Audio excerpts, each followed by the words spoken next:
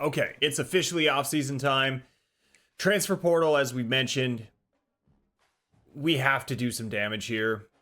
We still lost too many players. I'm disappointed with how impactful the deal breakers are in this year's game. It just makes it feel extremely challenging, especially if you're playing at a higher difficulty level, because there's so many games and doing key moments that just seem to have the deck stacked against you.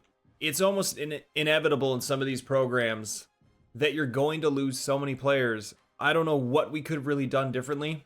I know the Wisconsin game really hurt us, and we could have held on to more of our guys had we not dropped that one. But at this point, it is what it is. We have a good class right now. Our class, without any 5 stars, is ranked number 24. We did move up. We have 5 4 stars, 5 3 stars, and that's it. We have 10 total commitments, which is a little thin when you look at a Georgia with 33, 6 5 stars. I mean, just a crazy class. USC 24, Ohio State with 27 total. I mean, 10 is pretty light. You do look at, like, in Alabama, they only have 11. They have just the 1 5-star. These are the defending national champions now. In Auburn with only 9. Is it possible for us to pull in a 5-star at this point? I don't know. I don't know if we're going to have that opportunity in the portal. It's unlikely we're going to be in their initial top 10 teams. But let's take one last look through who we do have committed and signed. Brian Mulligan, 4-star running back. Glenn Rambo, 4-star running back. Brian Neese, 4-star running back. Gideon Agbanaya, 4-star tight end. He was the number 2 tight end nationally. Nathan Eberle, 3-star Mike linebacker. Daryl Droge, 3-star Mike. Kerry Yazzie is signed with Iowa State. We can remove him now. He is officially signed. We weren't able to flip any of those guys, unfortunately. Malachi Chick, a 3-star wide receiver we were able to bring in. Antonio Weil, 3-star Mike. So it's kind of interesting because many of our players, we have, 3 running backs, 3 Mike linebackers. Maragos projects to likely be... It's hard to say. He could be another running back. I doubt we're going to put him there. We're just going to have to see what he looks like on the defensive side of things as well. Ty Laybourne is a 3-star left tackle. He's not committed yet. We're in good shape. That'll be one we work on. Roy Wilder, a 3-star right guard. We're in a good position right now as well. Moses Moffitt, we lost. We can remove him. Quandre Canaday, potentially our quarterback of the future. He is only a 3-star. But we have to see what the portal has in store for us. But we're in the driver's seat here. We were able to get 4-star Will linebacker Stephen Harper, one of our better commitments as well. Juan Thorne, we were so close early on. Florida State just was able to overcome the lead we had. And Quenty, I was surprised we lost. I believe he committed before week 9 to Iowa. And then knowing we beat Iowa, it's just that one was frustrating. And it was a little bit confusing. Canty's also officially signed with Pitt. Obviously, we are pretty deep now at running back. Joe Moe, we're working on. Top 5, we're first. Tim Free, we're number 1. We thought Florida State was going to be an annoyance here again, but it looks like Virginia Tech is our biggest competition. 3-star right guard Nelson Burt, we're number 1. 3-star Jeffrey Golston. We're getting in on late. That one's going to be tough, but we will see. We'll have a lot of hours. However, we have to see who is out there and available. Now, do we specifically check the portal? Because we know what we already had on the high school prospect list. So, with what we lost, we really need edge rushers. We're going to want to push for another quarterback. D tackle, free safety. corner, which we missed on because of the 2 that Florida State was able to rip away from us.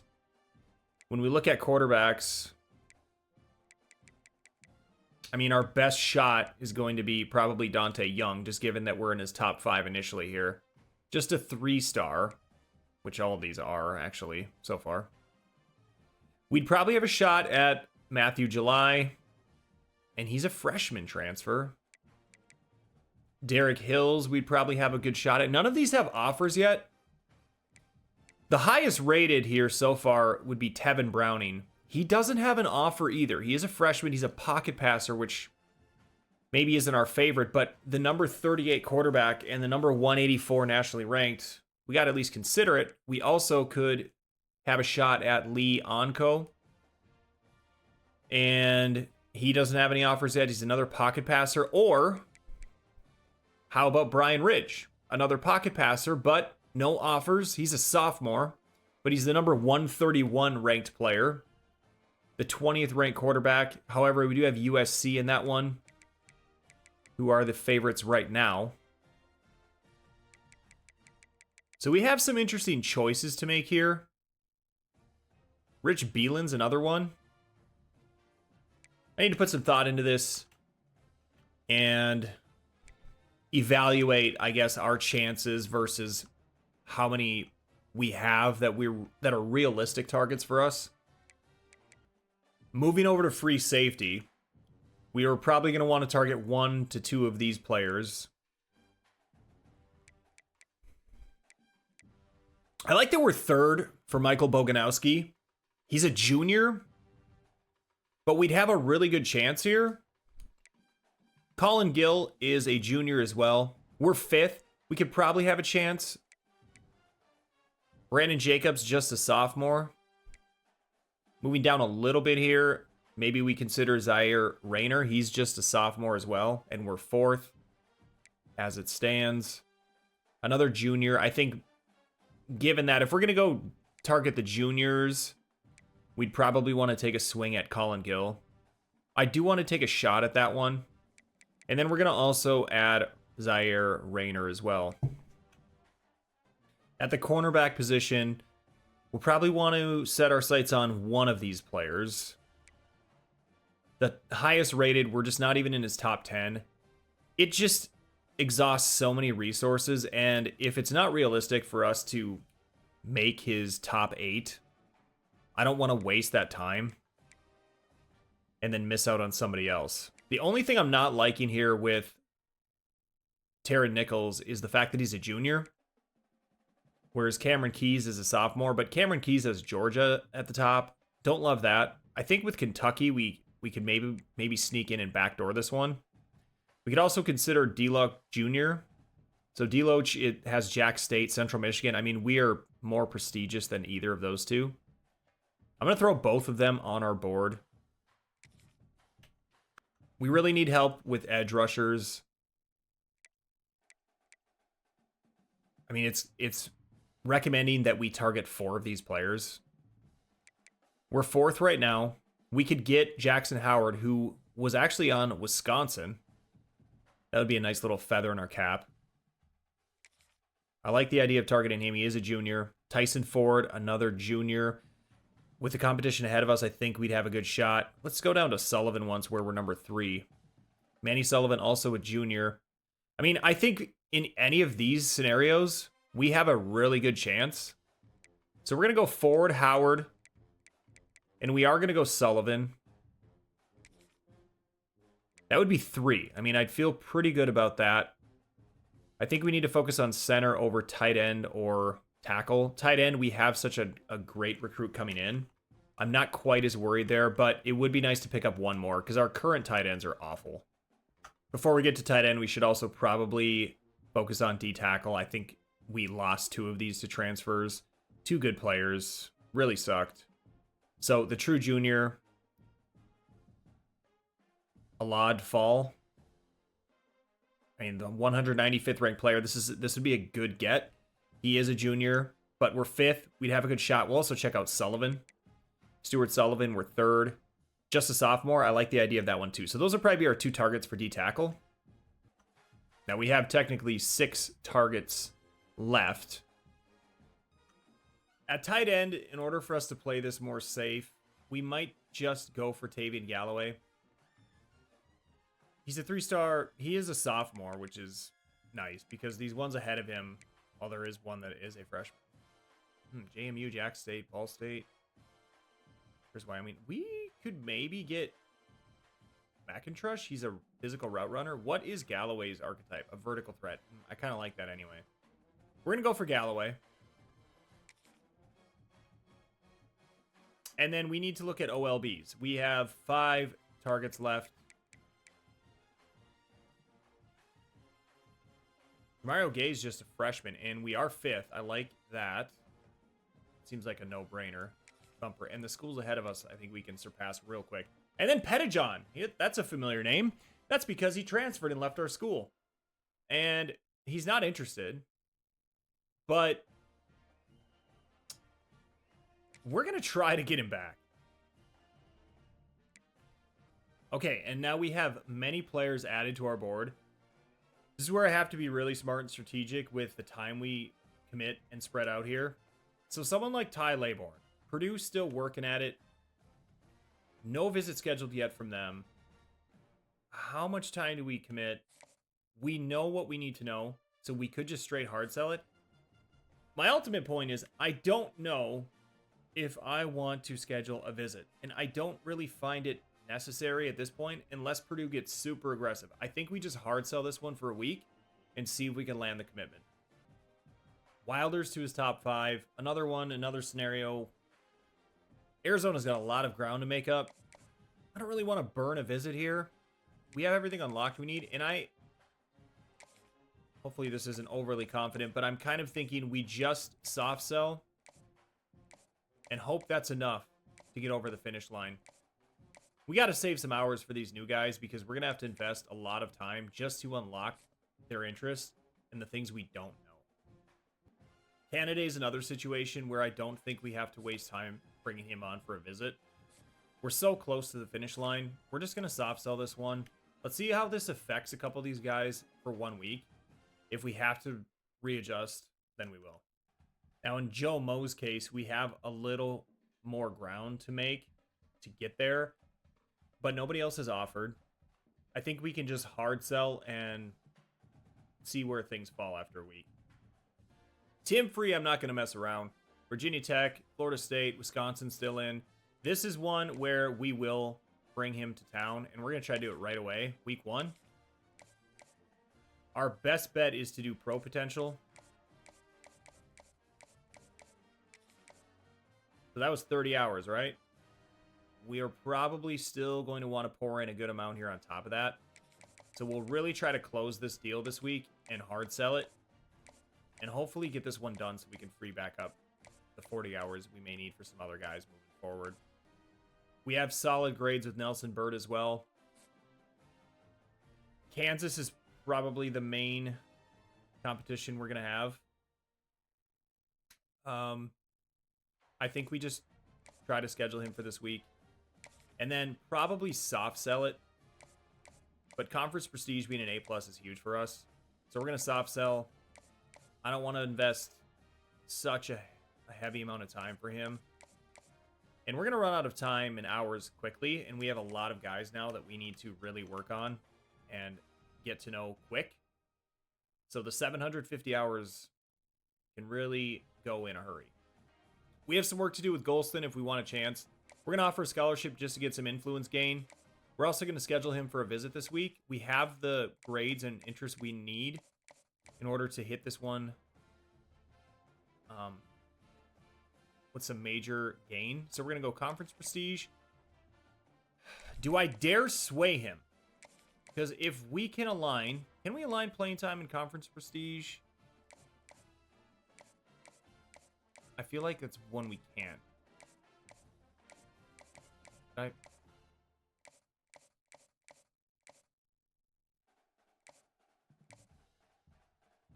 I hope that's not. Well. Yeah, so there's no... Oh, boy. I hope it's not playing style. It's an F.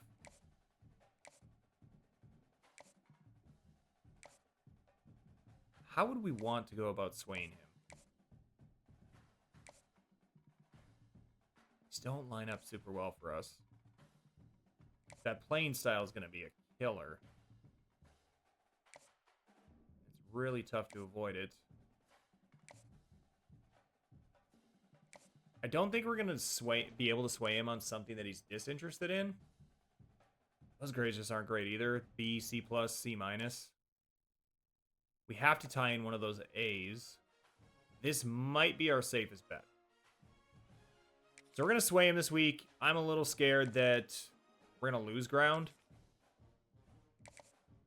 We scheduled a visit. We poured a lot of... We're investing a lot of time here. Oh, we can only go 20 more hours. We're just going to go 10 more. That's a lot of time for Golston in 1 week. Now we get to the new players. The guys that are new to our board that we need to make up ground quick. We have 440 hours left, so that is pretty healthy. But at number 18, that's what, about 16 guys?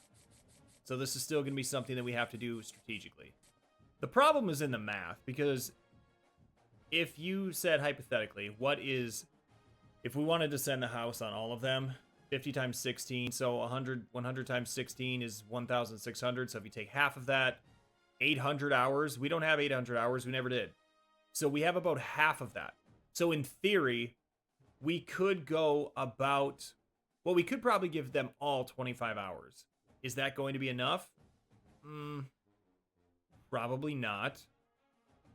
And a few of these we may want to really move up their board quickly.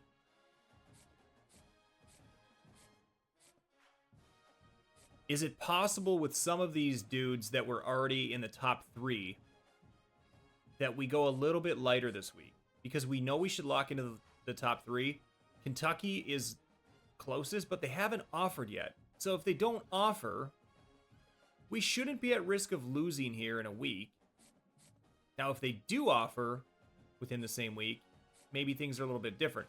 But given that many of these guys are in their top 10, as long as we're in that top 8, we might be okay, for the time being at least, to not full send. Now, in Pettijohn's case, I don't think we have a choice. To get into his top 8, we're probably going to have to. I don't even know if he's going to be interested. He transferred from here. I don't know what the logic is in the game for that. I kind of assume that there's some sort of penalty since we were the previous team. Zeke Waymore is another one where outside of his top 8, we pretty much just have to send the house. So there's a few cases where we're going to absolutely have to. Okay, so after divvying up this amount of hours for these players, we still have 100 left. So there's room to inject probably, 25 to about 3 or 4 of these players that we're currently offering 10 hours to. I think what I may do instead is, because Beelan and Browning, we're outside of their cutoff, we're going to actually bump these two up to 50 as well. That's going to be a pretty good bite of the apple. So we'll have 50 hours left after doing that. So Deloche, I'm actually not going to go up to 25, but I'm going to sprinkle on another 5. We'll do the same with Ford. Same with Sullivan. 35 left. Hopewell, we can give an additional 5. I'm not offering scholarships yet either. I want us to get ideally up to number 1. I just really want to see how things shake out after this first week when we advance. I think Gay, we actually have to go to 25. Jack State, if they offer, I'm afraid he's going to commit. Let's go 25 here. 10 hours left. Okay. Where do we want to spend these last 10? Well, Rayner, we're only going 10 right now. Let's go an additional 5. And then maybe with Nelson Burt, we actually go up to 25. Oh, we're stop selling. I forgot about that. But let's give another 5. All right. That's it for hours. I'm really curious. I hope we're not spread too thin. We still want to bring in a lot of players, though, is a thing. If we were really only needing, 5 guys, burgers and fries, I'd probably be pouring more into less But in our scenario, since we've lost so many players these last 2 seasons, I mean, we didn't even have to encourage a transfer last year, which was crazy, and I don't know if we're going to have to this year either. I think it's just best for us to try to bring in as many as we can. We did have 1 player drafted. So Jaden Harris was taken in round 6. That's good for our program. It should help our pro potential. Is there a way for us to look at the entire... I think we only can go school by school, can't we? That's too bad. I'd just be curious to see the top rated guys where they all... I mean, of course, you could probably make assumptions, but I don't want to go school by school. So we have 1 player drafted. And now is the moment of truth. I'm nervous about this one.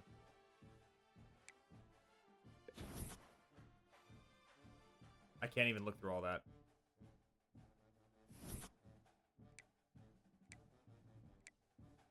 Nothing's changed here. Okay. So Tim is visiting this week. We are still number 1. Virginia Tech still making a push. Nelson's visiting this week. Nelson Burt.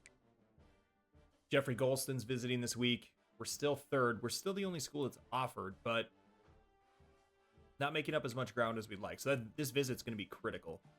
Okay, good news with Rich Beelan. We're all the way up to number 2. For Browning, we're up to number 2. This is good. Toledo has offered now. We're probably going to have to do the same. We're up to number 1 for Colin Gill. We can offer now. We're up to number 1 for Zaire Rayner. So our strategy looks like it worked pretty well. As spread thin as we are. Now, Deloach, it's not looking good. Missouri. Who is number 2? Is that Maryland? They've both offered. Michigan State's offered. We've not offered, so that's one thing. That's a card we have left to play, but I don't like where we look to be sitting there. Oh, Indiana is up to number 1 on Nichols, but they offered, and we haven't. We went all the way up to number 1 for Howard. We can offer. I just hope we get an instant commit for some of these guys. I know it's not super frequent when it happens, but it would be huge just for the hours back, if nothing else. We're up to number 1 for Ford. Number 1 for Sullivan. I think this really worked out well. I'm happy with the results of last week. South Carolina's offered, and we're still number 1 for Fall. Was he one that I think we just went 25 hours. Galloway, we're up to 1.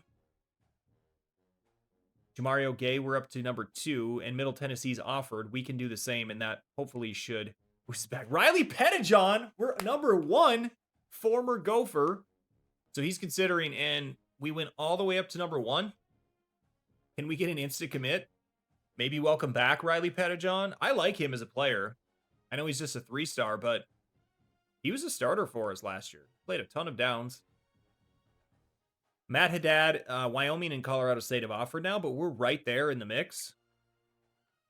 And then finally, Zeke Waymore, we're up to number 2. And all these deals where we're not number 1, it seems like it's because we're the only school that hasn't offered that is in the mix.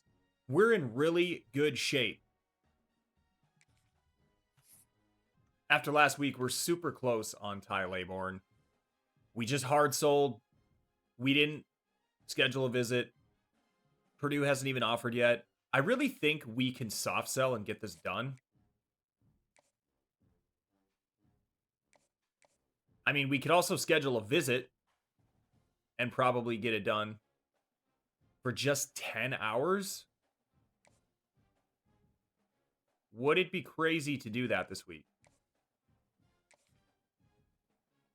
So we go week 2. I don't know. I just don't know if it's necessary, but we're probably not going to schedule enough visits anyway. This week. I think we need to wait and come back to this. Joe Mo, we're getting close. We hard sold last week. Let's do it again. I think we could get this one done if we hard sell one more week. And Tim Free, we have to keep our foot on the gas. Now, okay. So what's confusing is it said week 1 was his visit. Is it not week 2 right now?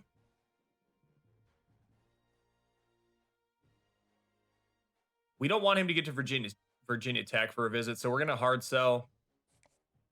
I think we should even just max out his time because we do not want to lose this one, but I do need to look. Are we not on week? We're on week 2. So he visited last week. Okay, well if that's true, I'm a little bit nervous about Virginia Tech, so we just need to go max with just a soft sell on social media for Nelson Burt. We didn't make a lot of ground. He visited week 1 too, but nobody else is really making a push. Okay, so we did sway with Golson, and that's right. Now, the good news, we're the only school that's offered. We made up ground. Virginia Tech and USC are backing off a little bit here. But now that we were able to sway him, we're just going to hard sell. And hopefully we can move up to number 1 this week. I'd like to get Beeline. I like his archetype. We need quarterbacks. We just need guys. So let's see how this week goes. And I feel like the only reason Toledo's ahead of us for Tevin Browning is because they've offered a scholarship and we haven't. So we're going to do that this week. We need to learn more about him too, so that if we do have a chance to get a visit scheduled, we know what to use for an activity. Colin Gill, this really worked out. We can offer now. And so we went 15 hours. I mean, we're number 1. We have 80 left. Let's just go up to 25. I don't want to play it. It really worked for the first week. But as some of these schools narrow their boards down, I don't want to play it too slow and have this kind of backfire as the weeks progress here. We can also offer Zane, Zahir Rayner. Easy for me to say. We're going to do the same thing with him. We're going to go 25.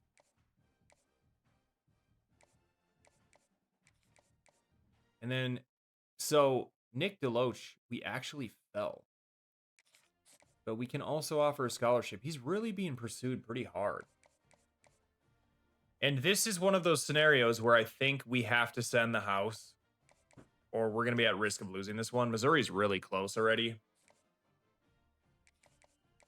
So, kind of our last shot. And Indiana's really made a strong push for Nichols. They're probably full sending their hours as well. But we don't have enough left to be able to do that. But we'll max out at 35 with Nichols. That's all we can do right now. I think Jackson Howard, we just have to leave it at 15. We don't even have hours to offer a scholarship here. Same with Tyson Ford, Sullivan. I mean, we have to start getting some time back. We're up to 2nd for Hopewell. This is why it's important that we can close the deal with a couple of these guys. I think now that we're number 1 for Pettijohn, I really want to make this happen. But we can get 25 hours back, and then we're going to be able to offer some scholarships. So I think this will actually pay off. He'd be one of them. We have to for Mario Gay. Pettijohn, we're going to offer again. Hope to have a reunion here.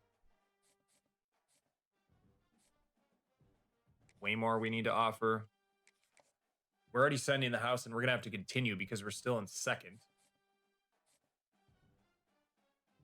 Galloway, we haven't offered. We can only offer 2 more scholarships. We're going to choose wisely, I guess. I think Howard's one that I want to offer.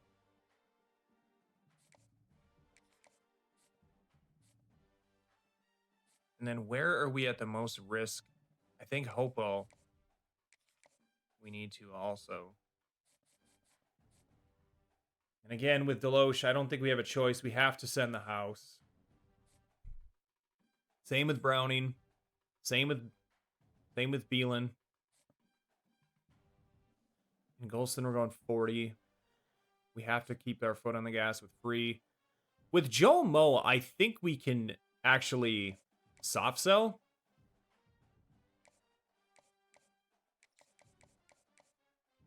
Could also just bring him in for a visit, but this will allow us to offer some more scholarships this week.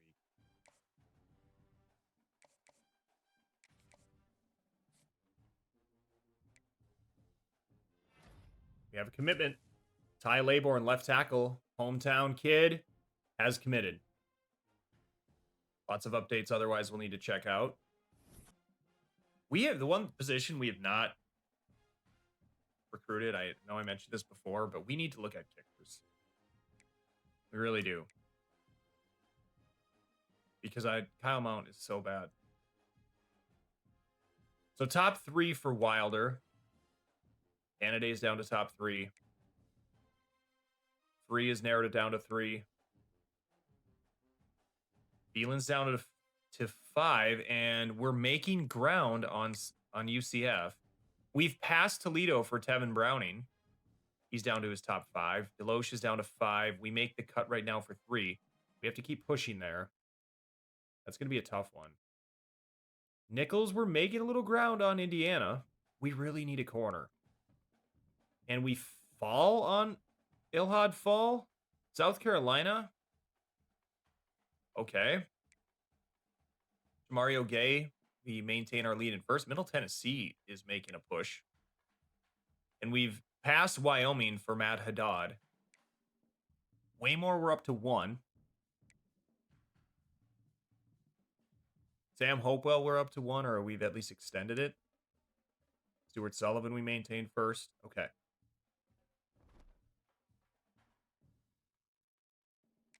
So this is going to be another really important week.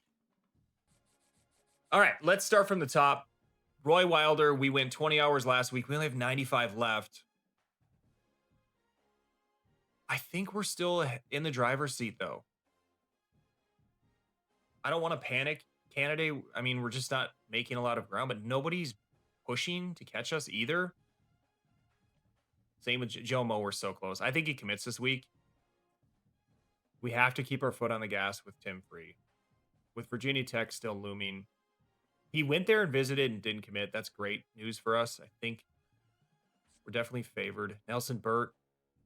Nobody else is scheduled to visit or offered. I think we're okay there. I might actually retract those additional 10 hours.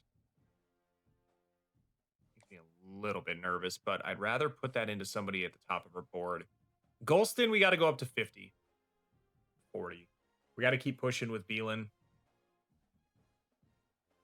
We can actually get him on campus now. Do we know coach stability? We've unlocked coach stability. We have to use 30 hours to do this, but we have to make it happen. So coach stability is our best bet. Safest play. Playing time would be great, but this is our best bet. And then we can actually pull off, send the house. It's just such a risk. If we hard sell and we end up selling him on something he's not interested in, we're taking a gamble. I don't want to sway him, though. That's the problem. Swaying just doesn't... But if we have him visiting... Man, I don't know. I think we just go one more week to unlock his interest. Yeah. So we're not going to hard or soft sell yet. We're just going to send the house again. It's still a good amount of influence. And then hopefully by next week, we know enough about him and what he's interested in that we can then hard sell. And for Brownie too, I'm wondering if we should schedule this. It's only 15 hours. Do we know enough? And we only know brand exposure. Ouch. That's kind of rough. Maybe just let it ride with 25. Probably same with Rayner. He's really close to narrowing it down to his top 5. Still a lot of time left here on Deloche. He's going to narrow it down to 3, and we should be safe there. Michigan State is hanging around. Now, we may have to hard sell. Do we know enough? We have proximity at home and conference prestige. I think this will work. What is the third item? We can actually schedule a visit, too, pretty safely. because we know conference prestige is a hit for him. So that will be huge for us. And then let's just go all in here. And Nichols, we're going to have to push harder here, or we're going to miss on another corner. Fortunately, pro potential is unlocked. We know it works. It's a B+. And we'll go with pro potential. It's a B+, which is an above average activity. He'll be happy with that. Before I get too carried away here with Brooks, we have to get in. Is 25 enough? He's next going to narrow it down to what? 8? I think we're in, but let's just go 25 this week. We got to start unlocking some of his pieces as well. We don't have a lot of time left. Man, I don't know. Maybe we go... Well, I don't know if we can. We're in good shape with Howard. I don't think we have to be concerned here.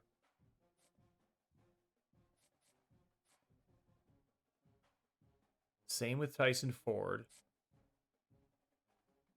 Sullivan as well. Hopewell, we're in good shape with just 15. This one we actually slipped. South Carolina really came on strong with ours. He's down to top 5. We do have enough to schedule a visit. Do we know enough to do it this week? Yes, playing style works. He'll attend practice. 20 hours left. And great, so then we can soft sell. But we're going to have to roll the dice because we don't know exactly how things align. This would be great if it does. It could. I think we just have to take a chance here. That'd be all of our hours left. We're going to have to get Gaya next week, the final week. We don't have any hours left to schedule him. And Pettyjohn is really close to committing. I can't believe we're going to convince him to come back when he left because of a deal breaker. It must have been playing style. Just bizarre. Oh, we haven't offered Haddad yet? Oh, boy. We got to keep our foot on the gas here. He's at his top 5, though. So Waymore, we could probably get a little time back, but 40 hours for a visit is just a little bit rich. What do we know? Nothing. We know nothing. Okay. So we can hard sell him. Man, we're in a tough spot. Okay.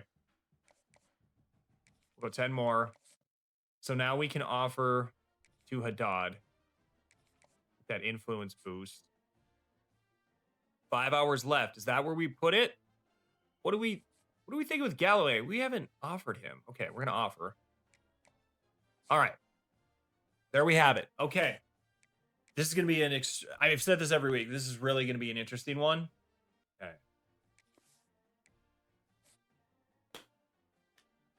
Big week. No commitments. That just means we're going to be spread so thin for hours, which is really unfortunate. I can't see anybody passing us here.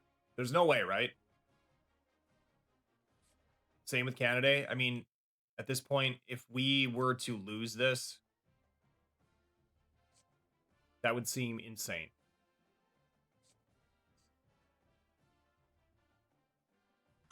Now, Tevin Browning, we may want to schedule this week just to make sure that we basically can land him. Now, Tevin Browning, we may want to schedule this visit. So I have lined up week 4. We're in good shape, but we really don't want any surprises this week. Last week we swayed. It worked out. We can pull that off now. We're going to take the DM off, but we will... I just think we have to hard sell, given that he has an offer. Do we dare soft sell? Maybe we do soft sell it because he is visiting. Hope I don't. Hopefully we don't come to regret that one, but there's just a few more players who want to get on campus this week to ensure that we land them. Gil, for instance, with just the 25 hours.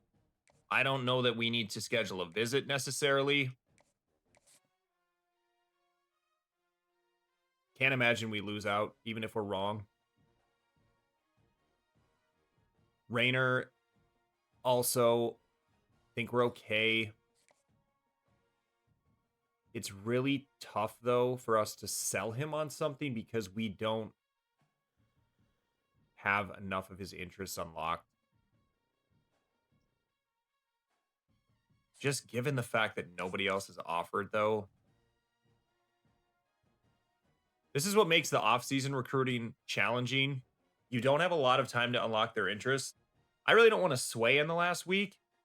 I feel like it makes more sense to just do the 25 hours of friends and family or hard sell him. Hard selling just uses up so many of our precious hours that we are already limited on remaining here. Might come back to that one. What about Deloche? We're so close. We just don't want to get surprised. I mean, we're hard selling. I think we're okay. We have the hard sell. I don't know that the 10 extra hours are really going to do anything. We should have that one pretty much locked down.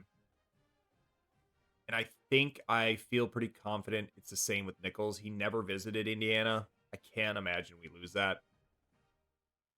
Now, for Howard, at the very least, wow, we just know nothing he's interested in. We know nothing. At the very least, though, let's go to 25 instead of 15. I mean, nobody else is going to know anything either. So how would we lose? Cameron Brooks, we got all the way up to number 1. This is good. But we haven't offered him a scholarship. Probably be a good idea to do that so that he actually has the opportunity to commit here. And then we'll ride it out with 25. A few of these we could probably come back to. We're so close with forward. Again, in the interest of safety, we can afford to spare an extra 10 hours to go 25. I guess I'd say the same for Sullivan. And what we can do is we can come back to a couple of them and have them visit just for the sake of using the hours. We might as well. It's pretty much a slam dunk then for the ones we do get on campus. There's no way we lose them. But I want to make sure it's a player that we actually have an interest unlocked, so we're not just blindly guessing. See, Sullivan, we have offered, right? Yeah, we have. Okay, fine. For a second, I didn't see that. We're so close here too, but again, let's just go up to 25.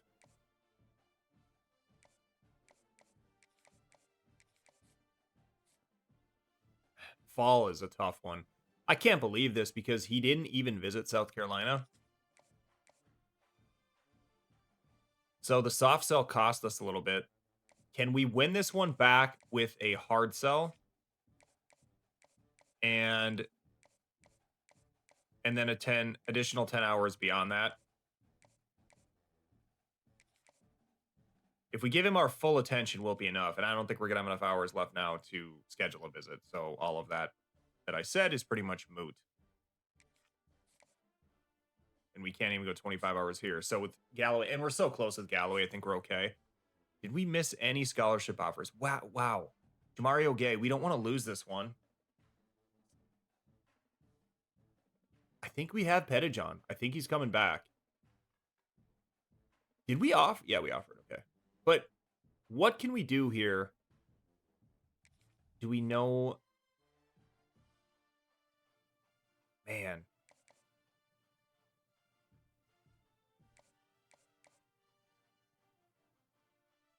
I mean, what? I'm going to come back to that one. So I think we're okay with Pettijohn. How did Wyoming get back in Haddad? Wow.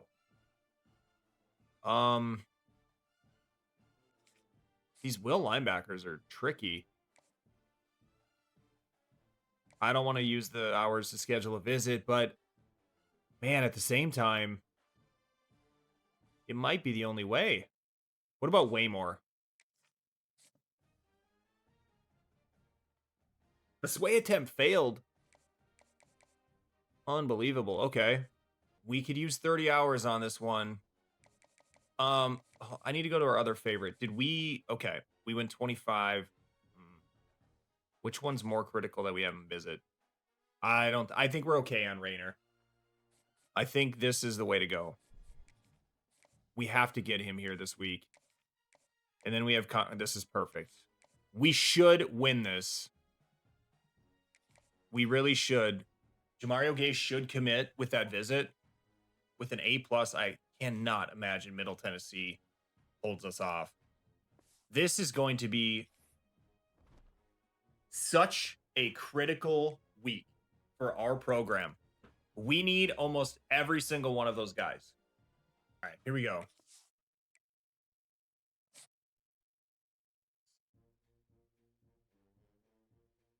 How many did we get? You know, we're getting some. How many? All right, Tim Free. Really wanted that one. Strong safety, Georgia. We did get Taron Nichols. We really needed corner help. We lost 2 4-stars this year that really hurt. But we get the Cincinnati, Ohio recruit. We get Roy Wilder from Hawaii, even without our Hawaiian pipeline, having fired our offensive coordinator. Quandre Canaday, potentially our quarterback of the future from Chicago.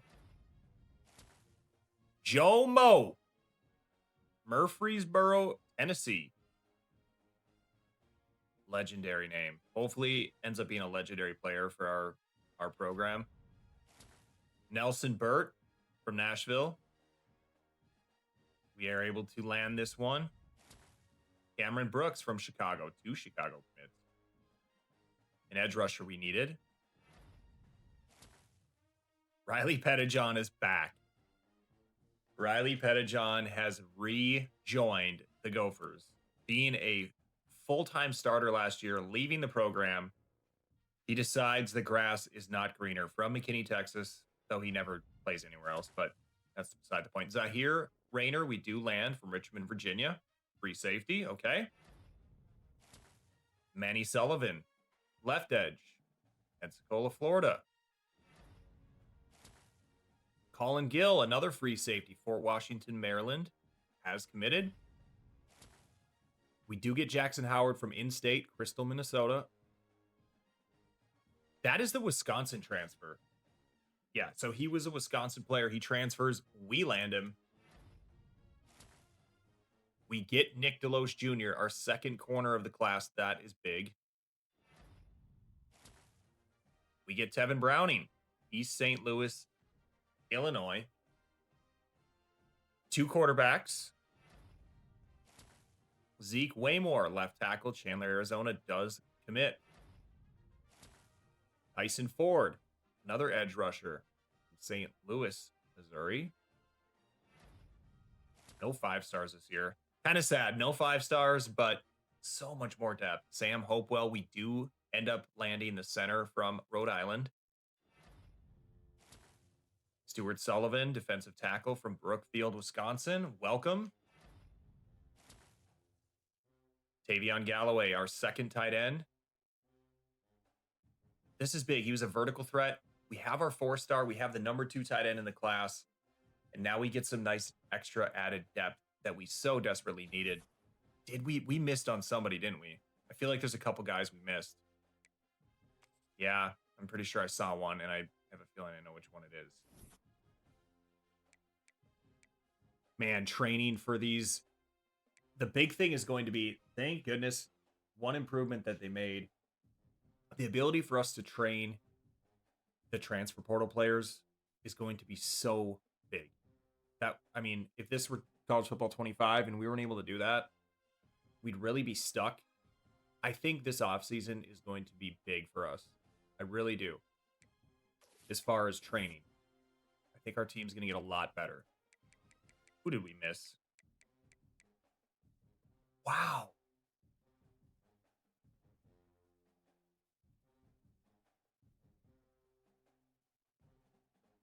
He visited. There's something. Is there a bug with there has to be a bug with these visits. It says he's visiting this week. The visit should have came and went already. How do we not? I can't believe that one. And we have a good pipeline there. Ball ends up going to South Carolina. Yep. And then Matt Haddad does go to... So we miss out on both of our will linebackers. Wow. And Rich... Oh, it wasn't UCF. Why did I think it was UCF? He goes to Army. Rich Beelan, we miss, huh? That's a little bit insane to me as well. That's the crazy thing with this year. Part of me likes it. But there's just some unexpected commits that you don't get that are a little bit perplexing. I would say all three of those were. The South Carolina one is probably the least. I'm shocked by this one. I'm shocked. We had him visit. He didn't even visit Army.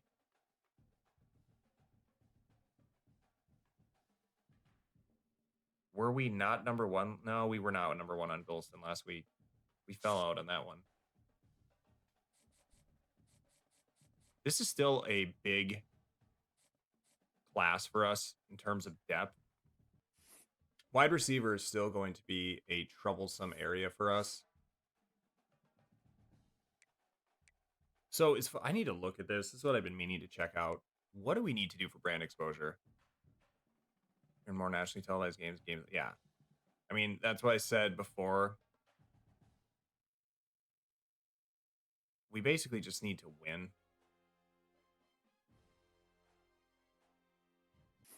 Where are we at here after all these recruits? No 5 stars this season, which is a bummer. Did we fall? We fell back to 34. I mean, overall, I'm pretty happy with this class. We needed so many guys because in 2 seasons, we've lost so many players to the portal. Landing 30 commits is huge. And the fact that none of them are 2 stars, I did not want... We had 2 stars last year, and they just do nothing for us unless you find the extremely rare hidden gem. But 25 of these guys being 3 stars, all just solid guys that could go either way. And then we would have liked to have had more 4 stars, especially given that we didn't have a 5-star. But it wasn't... Before the offseason, we were at, what, 10 players, 10 or 11 that were committed. We were really well behind where we wanted to be. So the fact that we even ended up with 30 is big. Now what we need to do is just put together a more competitive season from the standpoint of competing for the conference championship. We need to win more big games. We had the Michigan game last year, but we've had too many losses in the Washington game, the Wisconsin game last year, the Indiana game, which we knew was going to be tough. But if we would have won those 3 games, our season looks so much different. We get a bowl game.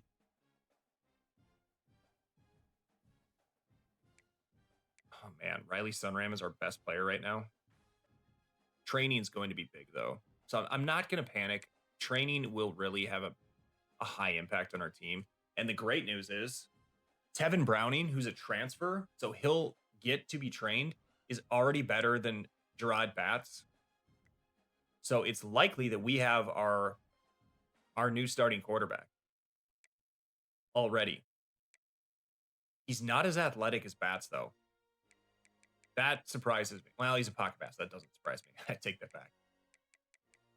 But his carrying rating is a little higher. I think, though, the sneaky long-term play here is Quandre Canada. It's almost a guarantee that he'll be redshirted this season. Maples was not... We didn't manually redshirt him last year, but he never saw more than, 2 games? So he was automatically redshirted, which is good. There's still hope that he can develop to an extent. But that allows us to redshirt candidate, give him a season. I like him as potentially our starter of the future. He does have a little bit of a noodle arm, but his carrying rating's a little higher. I mean, he's just closer to the archetype we want. And DeMarcus Pratt could be our starting running back this year. Now, he still could be redshirted, which is interesting. We did not redshirt him last year. How about Brian Mulligan? He is the top one. He was the hidden gem. And we have three true freshmen. So one or two of them, more than likely two, will be redshirted. We didn't even redshirt him last year. And the fact that he had carries, he had a decent amount of carries. I remember like every time he was out there and got the ball, he got nothing. Well, no wonder. He had 79 speed, 83 acceleration. I mean, he's an awful player. His carrying rating is only 63. That's terrifying. So, I mean, we have to even though he played as a freshman, we have to redshirt him. Should have got a fullback, too. I'd like to redshirt Whitley or at least replace him. This is all we have for wide receivers. We only have 5. Ouch. We lost another to the portal. And Sissy's just normal development. How is playing time in F? There's 5 guys, man. You're going to play. Hayes was a pretty big contributor last year. He'll be heavily involved as well. But the normal development trade for both them really hurts. And Malachi Chick's a true freshman. He's pretty much has no choice but to be out there, and we can't train him. Greg Joe, we weren't able to redshirt last year either. So we have to hit the wide receiver recruitment trail so hard this year. But we've lost so many to the portal. It's just devastated us. And Galloway steps in as our best tight end. He transferred in. An instant upgrade over what we had. Pierce Walsh is a senior this year, and thank goodness we can replace him. Same with Sokup. And they finished the season last year starting because Julian Johnson was hurt. I mean, Johnson and Galloway as our 2 guys is solid. Because he'll develop. Galloway will develop. And then we can redshirt Ogbanaya.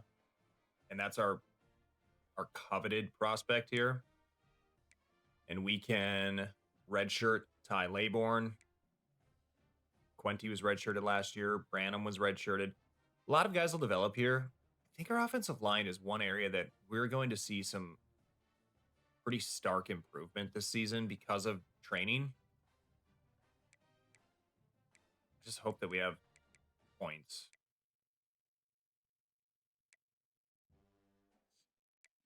Do have 3 true, true sophomore with Tam.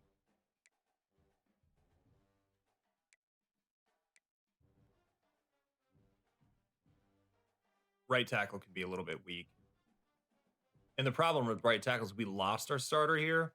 Our offensive line would be really good this year, if not for some of those transfers. Tyson Ford's a true senior. How crazy would it be if we redshirted him now? Just to squeeze another year out of him.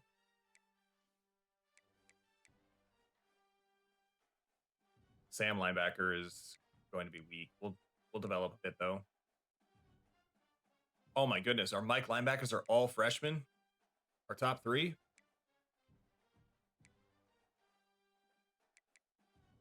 I don't think any of these are transfers either. So will they even train? Oh, man. Our linebacker core is going to be a problem, potentially. Pettijohn's back. The true junior. I don't really think there's going to be any way that we can redshirt him. That would be insane. He leaves. We convince him to come back, and then we redshirt him. John Nestor is a true senior. He's too good to redshirt too, but some of these guys, it's so tempting just because we're thinking long term. Like Nichols being star development. Think about how good he'll be after this season, if we were able to do that, we can redshirt Jomo. And the Virgin, too. I mean, he was redshirted last year. All three of these dudes we brought in last year, hopefully they can crack the 70s now, and at least if we put them out on the field, it won't be a complete disaster. We have a lot of free safeties in the mix. We're going to be good there. We're going to be really good at strong safety, too. Can't believe we're at risk of losing Kyle Mount because of pro potential. Again, like, what? You're not going to be an NFL kicker, Kyle. I hate to break it to you, but and we're so far off on his deal breaker that I think he's like for sure gone. So we have to recruit a kicker this year. I think he's gone. We need a punter too after this one. Our actual all-conference punter last year. Insane. All right, Tony Marigo. This is big here. This is an interesting one. Where is he a best fit? His running back, we really didn't want that. We don't want him at running back. We need so much help at linebacker.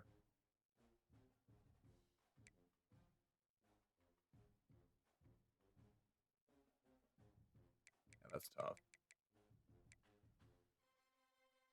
His carrying's terrible. I really don't even think we want him at running back.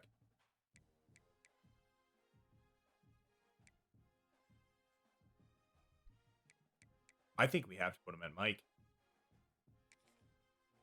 That's what we'll do. Okay. All right. Sweatshirt had to come off. I promise I didn't change clothes again. It's just, it's so hot in here. My computer puts off so much heat. This is going to be the most important piece now of our off season after going through recruiting. We have a lot of points to spend. I'm going to update position by position after I get done dispersing the points because we are doing this manually. I'm not going to do it auto. Okay, big update for Tevin Browning. He's up to an 81. This would be the best quarterback we've had by far in this dynasty so far. Skill caps, there's still room here as well. So with him being just a redshirt freshman, we could be looking at a 90 overall player within the next couple of seasons. He's better off than I would have expected, especially given that he's normal development. We might have something there. And we've still got a couple behind him that I'm pretty high on, including Canada, who isn't even here because he's a true freshman. But let's look at Bats, the returning starter, who does have a higher development trait. He's got some he's got a ways to go, though, to catch up. And it doesn't look good for him. He's already maxed out on accuracy, and God, is his accuracy terrible. I mean, we have 57 points to spend, and we really can't even, like, there's nothing more we can really do here besides health. So this is just an awful situation with Bats. So fortunate that we have upgraded the position. If we were stuck with Drawed Bats again this season, and this is all the better we're going to be able to make him, I would be pulling my hair out. I mean, this is terrible. So he only gets up to a 74. Yeah, enjoy being a backup. I feel like Maples might catch him in no time. Maples also just a normal development, by the way. Look how low his IQ is. Brutal. So we have 31 points. I'm going to spend this, then we'll update. He's a 63 right now. So he gets up to a 70. He has better skill caps. He will pass Bats after the season. And I think, given the fact that Canada will be able to develop after the season, it's pretty likely that we'll be able to encourage Drawed Bats to transfer and get out of our lives. I'm excited about this running back group. The 3 players that we can upgrade right now should end up being pretty good. And then, of course, with all the true freshmen we have, next season, our running back room is going to be pretty stacked. And DeMarcus Pratt, by the way, which we knew this from last year, but star development, Papanga impact, Hester impact, it's not bad. Pratt, obviously, it's great. And so with 63 points to spend on him and the skill caps being really high, this is going to be a good one. I think we're going to be close to an 85 by the time this is all said and done, which is pretty exciting. So we're close. We get to an 84, still have room to improve. And by next season, he should have a lot of points because of that star development trait. So really excited to see how this season goes for DeMarcus Pratt and what his long-term future looks like. Mapanga could be pretty good this year too. 47 points to spend, and the skill caps are pretty good. A lot of room for improvement here. So he's up to a 77. And so right now, our 1-2 running backs are better than what we've had since Darius Taylor. We're still not to that level. He was a great player our first year, but we have some depth now, and the long-term outlook looks good. Let's do the same with Hester. Not going to expect too much here, and just impact dev. So 52 points, but we'll have to see what the caps look like. So he improves by 10 overall. It will be much more respectable than when he saw the field last season. He was dumb as a rock too. So we're fortunate to get this up a bit. His awareness close to a 70, 69 in fact, nice. Wide receiver will be a really important one. We're so thin here. We need our top end guys to develop. We only get 24 points for Sissy. So, and the skill caps are almost maxed. Not great. Kind of forgot that he was so close to maxing out. So this is a bummer. I think we're really going to be weak at wide receiver. And we're going to have to really change the tide of this after the season because this could hurt us this year. Sissy will max out at just an 80 overall player. Not great for our current number one. Hayes has 25 to spend. Crossing my fingers that his skill caps are better. Thankfully, they are. So Daniel Hayes will be our best wide receiver. He does reach 84. Kind of surprising to see this. He's only 5'8", and his speed is much higher than his quickness. Seems kind of odd. But we can really improve his IQ in his hands, and this actually could become a serviceable wide receiver for us. By the way, the fact that they haven't made this so that I could, like, try to purchase 3 levels at a time is just stupid. Please, for the love of God, change that moving forward. College Football 27, or hot fix it in College Football 26. Ideally. Please and thank you. Yesterday. So I'm actually pretty excited about Greg Joe. He's up to a 78. He's just a sophomore, and he's got some room to grow still with his caps. Could be a pretty good player. And he's going to be okay right now. And then Ebron, we only have 34 points. Not expecting the same results here, but if we can get at least close to a 70, he's going to have to play. He is one of 5. There is one true freshman that I don't even know if we can redshirt. So he's going to see the field. He's just normal dev. The skill caps, it's good for IQ. The route running's unfortunate, and the hands as well. We're never going to be great as far as that goes. So the good news is he does reach 70. And at least if he's on the field, not entirely hopeless. This one should be fun. 30 points for Galloway, 32 for Johnson. Walsh has 19. Saukup has 22. But these top 2 would be pretty good this year. And then with our true freshman, Obanaya, in waiting and able to be redshirted, we are going to have a really good tight end room finally. Galloway's up to an 80.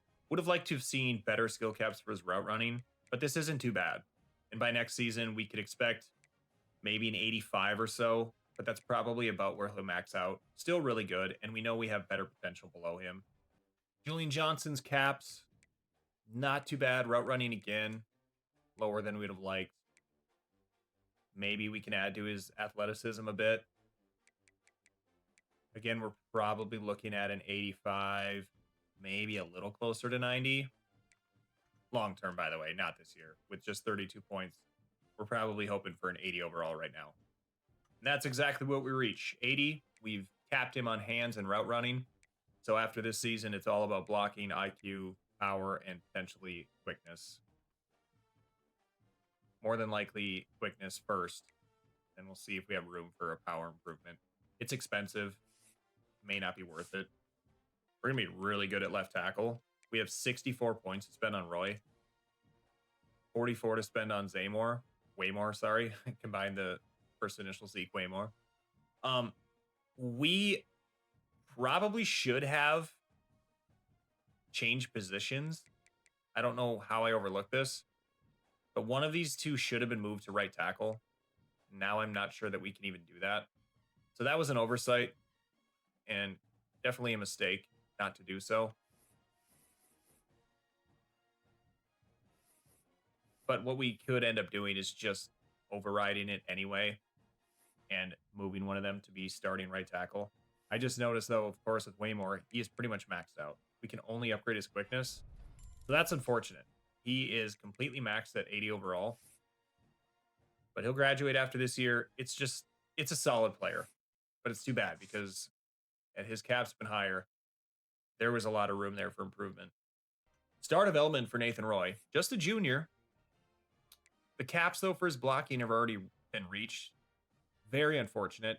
So we can just improve his technique with his power. His footwork definitely needs some work. And then his athleticism, we could also improve a bit. He's going to be a good player. It's just too bad we couldn't improve his overall pass blocking and run blocking. But we'll get that awareness up. Hopefully have less mental mistakes, especially when we're simming. And so Roy's an 83. Not bad, but I didn't realize the caps were pretty much hit on these two. I was thinking there was going to be a much higher ceiling, especially with the star development. It's a real bummer. I don't know what it is with our pass block and run blocking caps, but we've already reached him with Cole Emerson too. That's brutal. We can't really even improve him. And he's just a sophomore. So he's pretty much maxed out already. So this is extremely unfortunate. With 32 points left, he's reached his max. So there's really nothing that we can do. The only other thing we could do is upgrade his physicals. But we can't reach a high enough grade in order to even do this. Elite development for Javier Branham. 99 points to spend. Please tell me that he doesn't have terrible caps. Was just a 3-star. I'm scared to look. And finally we've struck gold. We have physicals and mentals we can upgrade. We have so many points. He's really dumb, but we're going to change that. He's going to hit the books hard. 80 overall. So he's in line with the top two. I mean, Roy's a little better for now, but maybe Roy is the one we can kick over to right tackle. And then we're going to start the redshirt freshman, and he'll have so many points going into next season for development. We have Reese Tripp, Mateo, and Stoke to train at left guard. Tripp has god-awful footwork, but outside of his pass blocking and his IQ is a little limited, it's not too bad with the skill caps. He could be okay, and he's already an 81. After upgrading Stoke and Mateo, we're hovering at around 70 overall. There's a little room for growth. We'll look to train both of these guys. Impact development for both. All going to depend on their skill caps.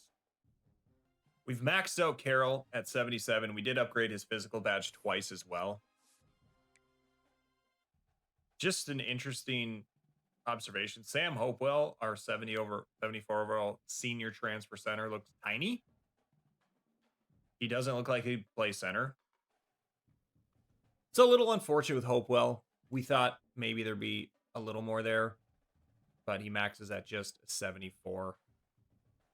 We're going to be a little weak at center. And at right guard as well. Just an impact to normal dev. These guys aren't very good. So hopefully these points can go a long way. But skill caps aren't working in our favor. We're going to be really weak at right guard. Now, fortunately, Tam has a lot more room for growth with his caps. 34 points. We should be able to get him over 70, and he might compete to be the starter here. Yeah, so Tam, the true sophomore, actually reaches 75 overall, so he will be our starting right guard, and there's still room for growth there. We won't have to worry about redshirting him. We're just going to let it ride. He's our best player right now at right guard. Right tackle, again, we talked about maybe moving one of our left tackles over. There's 45 points here to spend on Needles, so we have to see his caps. And then redshirt freshman, just normal dev, 31 points to spend on Osbin. Sunram having star development and still having 2 seasons left for us. Really excited about this one. But I think from what I remember last year, we've almost hit his caps, which sucks with Star. The pass rushing especially, because he could have been so good. But just improving his athleticism, we're going to get a little better. It just sucks that we can't improve his pass rushing. Maybe we need to get this architects thing unlocked, our coach skill, so that we don't run into this. So he'll end up as an 86. It just, I don't know why it says 85 on his player card, but it's really too bad. He could have been an overall over 90. It's just the skill caps and I don't know how I feel about that. I mean, I know they gain more points more quickly with the dev traits, but when some of these guys are capped out so low, it kind of defeats the purpose. The crazy thing is Tyson Ford, the true senior, could end up being better than Sunram just because of skill caps alone. And again, I don't think, well, never mind. Okay, I take it back. He's star development too, so he has every right to be. But it is just a weird dynamic. Yeah, so Ford reaches 87. He's going to be a really good pass rusher. He'll be our best one. We're going to have a pretty tough group of edge rushers, and if we have to flip one of them over to right edge, that could work out too. And then we have Josh Hopper, just dev impact, but he's only a redshirt sophomore. What do his skill caps look like? Pretty good. So a lot of room for growth here too. We're really going to have some good pass rushing this year, which will be a nice change as well. We've struggled to get to the quarterback sometimes, and that's hurt us. And we brought in Jackson Howard from Wisconsin, a transfer. It'll be his one and only season here. What does he have as a star development player for caps? There's room for improvement.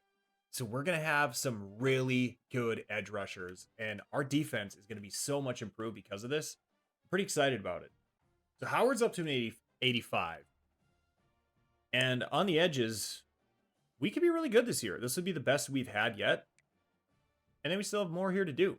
Just a sophomore, both red shirts, and then a freshman red shirt. Star development, too, for Tyree Wayne. This D-tackle group's another interesting one. Impact. I think we'll be okay. We should be able to cross the 80s up to mid. I think we're really going to have a good defensive line this season as a whole. Linebackers where I'm going to be concerned on the defensive side of things. But overall, this is where D-line, or D-tackle specifically, stands after training. Solid. We lost a little talent here, but we should be able to hold our own against most teams. Now, the linebacker core is going to be an interesting one. Impact and normal here. Not a lot of talent. Thankfully, they're both just redshirt sophomores, but we have to hope that their caps aren't going to have too low of a ceiling here. So this is what we'll have to run out at Sam linebacker. They're fairly athletic. I mean, they're fairly quick. Not great top end speed, but it's just not a great group. And then as we get to the middle linebacker position, it's even worse. A lot of true freshmen here too. Manny Labino, though, true sophomore. We couldn't redshirt last year. Yikes. There's not a whole lot of potential left. So, and he's probably going to transfer. We have F playing style. He needs a C+. I mean, this could be it for Labino too. Fortunately, bringing Pettijohn back is good for us on the will linebacker spot. Now, the funny thing is, playing style, he left because of this deal breaker last year. We brought him back somehow, but now he's at risk to transfer again. Just insane. He reaches 75. He'll be okay, but we're good with Pettijohn here. It's just, I wish we could keep him around again more than a season, but hey, you never know. Maybe we'll get him in the transfer portal again after this year. There you have it. Our cornerback room. Probably the most well-rounded depth we've had. Now we get to free safety. Again, really good group of guys. 3 that could probably chip in right away here. Not going to be the end of the world. And then strong safety is where we'll get to next. Trevon Howard returns. And Kyle Mount, who we're likely to lose because of his pro potential deal breaker. Senior punter Connor McGrath, our only all-conference player, is a 76, and that will do it. I mean, I think our team is really overall much improved from where we came into the season. But even from last season, I do think we're better. The only groups where I think we are taking a step back, middle linebacker, Sam linebacker, wide receiver. I am concerned about those spots. I mean, wide receiver especially, just because it's so impactful. But we've upgraded quarterback. Tevin Browning will be our best quarterback we've had. Gerard Batts is a backup, and he's pretty much maxed out. I hope to just send him packing after this season, truthfully. I mean, DeMarco Maples may surpass him. And then we have Canada in waiting as well. The running back group looks really good. Our secondary is so improved. It's going to be a fun season. I think it will. I just don't think we're quite good enough to stack up against the upper echelon teams in the Big Ten. But we knocked off Michigan last season. Could we put two of those together? I mean, that's really going to be the test this year. Can we stack more of those? We had a 4-game winning streak last year. We won 5 out of 6, but then we ended up losing the season finale to Wisconsin in a game we just should have won. We just need the consistency in those games, and we need to be able to beat our top opponents. And we even encourage a transfer this year. Last year, we could not. No, we're still 7 short of the max. So we don't need to worry about encouraging any transfers. We have a lot of coach skills to spend. And then we'll look at conferences. I don't know that we're going to touch that. I mean, at some point, it'd be fun to move the teams to the Pac-12 that are slated to.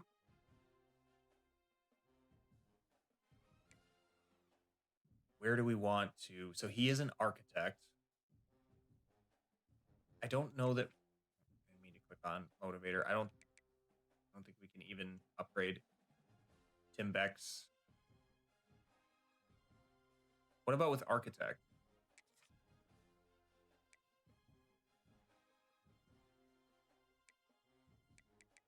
Okay. Are the abilities of the coordinators just set where they are until we reach these requirements? It does say we could purchase recruiter.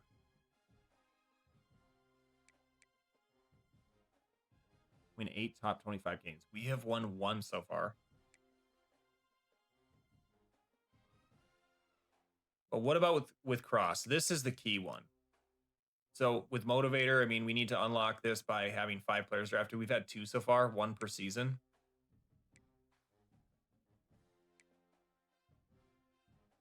We need 2 top 5 recruiting classes to unlock Elite Recruiter. So just to get Architect unlocked, we've got to win 2 more rivalry games. I mean, we blew the Wisconsin one. That should have been 3. And then spend 50 in Tactician. And we can spend here. We want to boost our quarterback again, I think. And then we should really focus on boosting our wide receivers because of our lack of talent here. So it'd be run block power and run block finesse. That doesn't excite me much. But we have to work towards these next ones. We can do boost to juke and spin. And then boost to short and medium route. Okay. I think that's enough for now with Tactician. What else can we do with Motivator? This one would be nice. They start locked in close games in the 4th quarter. I think we want that.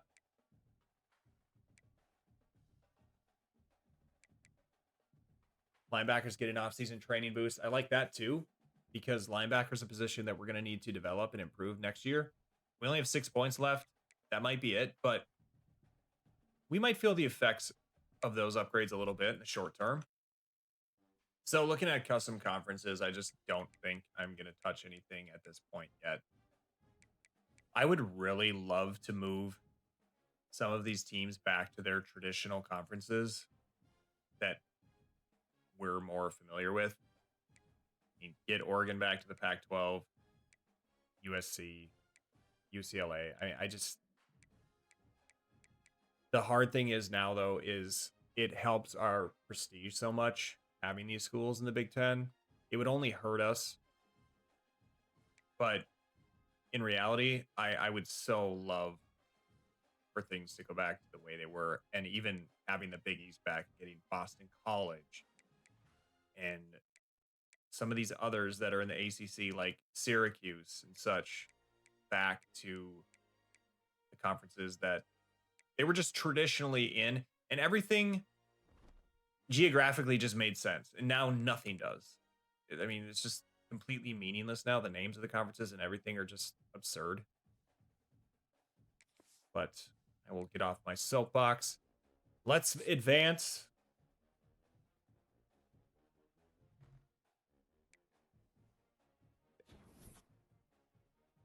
We're up to an 84 overall, 84 offense, and 86 defense. The strongest our defense has been.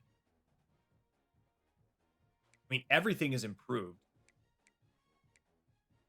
I'm really excited to see how this team plays and feels now. But we have to kick the season off with, of course, recruiting. I mean, we know our top priorities. We're still probably looking at a higher end quarterback, even though we have a redshirt freshman starting. Wide receiver, certainly. Linebacker, we have to improve. We're always looking to improve our offensive line. We lost some talent at right guard, right tackle. We're going to have to get a kicker this year and a punter. You can see our needs. I don't know why it doesn't say we need a kicker because, well, I know why. Because Kyle Mount's only a junior. But A, he sucks. And B, he's probably going to transfer. Free safety, too. We have the number 66 ranked prospect. We're 7th. So that would be a nice 4-star to land. Do we have any 5-stars that it's recommending us to grab? No. So we still may not be there for a 5-star. Of course, we could go out of our way to recruit some.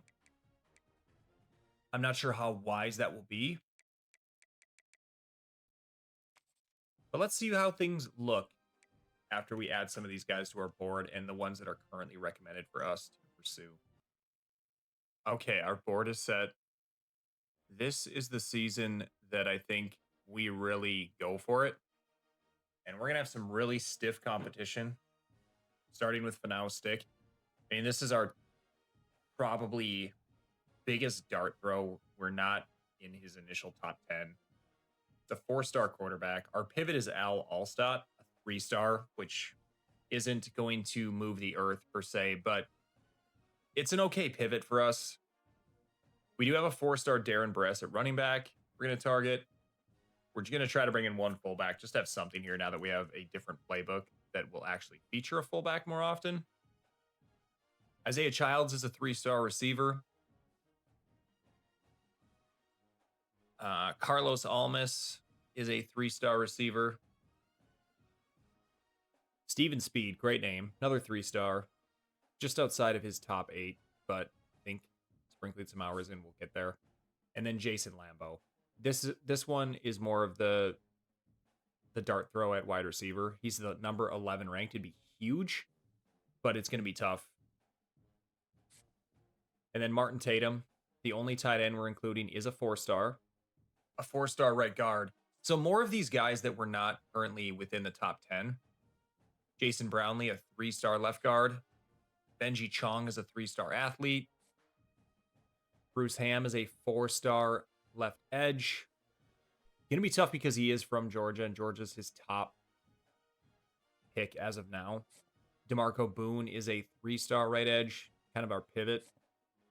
Cornell Parker, we're number 9 right now. He's a JUCO sophomore. He's a 3-star edge. A D tackle, Josh Paris is a 4-star. We're already in his top 8 at 7.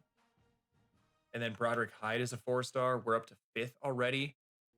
We're going very 4-star heavy. And if we can bring in many of these, we'd have a phenomenal class. Even without a 5-star recruit, we just add so much talent and depth. Dalvin Moncrief, a 4-star. We're already number 4. It's Jacksonville State as number 1 right now. I think we have a really good shot. He's out of California. We don't have a pipeline there. So if UCLA or Cal make a push, we could be in trouble. But as far as the other 3 go, even BYU with their bronze pipeline isn't going to have too much of an impact. Tavon Tam is a 4-star Will. We're number 7. Monty Denny is a 4-star Mike. We're outside of the top 10 right now. Dom Flowers, a 3-star Mike. Zaire Madu, we are number 6 right now. Emmett Coy, we're number 7. He's a 4-star corner. Connor Moffitt's a 4-star free safety. We're number 6. Stan Broughton is a 4-star free safety as well. We're number 9. Eric Ottagwe, he's close to his top 8. We're already number 4. He's a 3-star. And then we get to our kicker, Rico Dial. Punter, we're going after Felix Kuma. He's a 3-star. And then our last piece to the board is Kenyon Salam, who is a 4-star athlete. Looking at stick, good arm, really good acceleration. The accuracy is pretty good, 81 and 80. The speed is an 80, so it's better than what we have currently. He can throw on the run pretty well. I mean, there's probably some really good upside here. His deep accuracy is actually his weakest part, and then just his overall awareness. Also, scout Al Allstott. Allstott's awareness and deep accuracy are also probably his 2 biggest weaknesses. He's not as athletic, even being a backfield creator. But as a 3-star, it would be a solid get. Darren Burris would be a nice piece. 4-star running back. 85 speed. It's not great. 90 acceleration, those solid. The carrying is pretty good. The change of direction, he's fairly elusive and he can catch. 77, 79 break and tackle. Look at Isaiah Childs. I don't like the speed. I don't know how I'm feeling about this one. I mean, he is just a 3-star. We would have to hope that his caps are high. Almas is an interesting one because he's 6'5". I'm expecting him to not have great speed, but we will see. 84. Acceleration is a pretty big window. And he's a gem. So that is one we will keep our eye on. Acceleration's really not good. Speed. I think what we may want to do here would be considering moving him to tight end, but then he's only 202 pounds. So I don't know that that's really going to be realistic either. He'd be very undersized. But even given his speed, I think we want to put him above Childs. And Childs is a wait and see. Maybe we go elsewhere at wide receiver here. But let's also take a look at Steven's speed.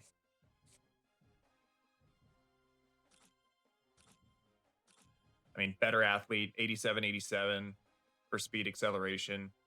It's the catching that leaves room to be desired, and then the route running we'd have to develop as well. And we still also have Jason Lambo, and this is more of the dart throw, but he's the 4-star on our board at wideout. Great speed, great acceleration to match. He's just more ready to play and contribute. He'd probably step in and be one of our best receivers, if not our best receiver by day 1, even as a true freshman. We have another gem, Martin Tatum, the 4-star tight end. He already has 86 speed, 86 acceleration. He's a better athlete than the wide receivers that we've scouted besides Lambo. The catching's good. This would be a nice get. It would be the number 2 tight end like we locked down last year with Obanaya. I don't think we're going to scout Gaylor. Some of these 3-stars we're just not going to scout. Dexter Rush could be one we scout, though. It costs us more on these, so we're probably not going to scout them 100%, but we can see he's ready to go. Lee Briggins, we can also do the same on. Run blocks an 80. Pass blocking doesn't look like it'll be very good. That window's pretty low. I'm not super moved there. Not going to scout 3-star. Take a look at Bruce Ham. Finesse moves are pretty awful. He's more of a power rusher. And I mean, it obviously fits his archetype. He is pure power. I mean, he's a big guy, 6'6", 230.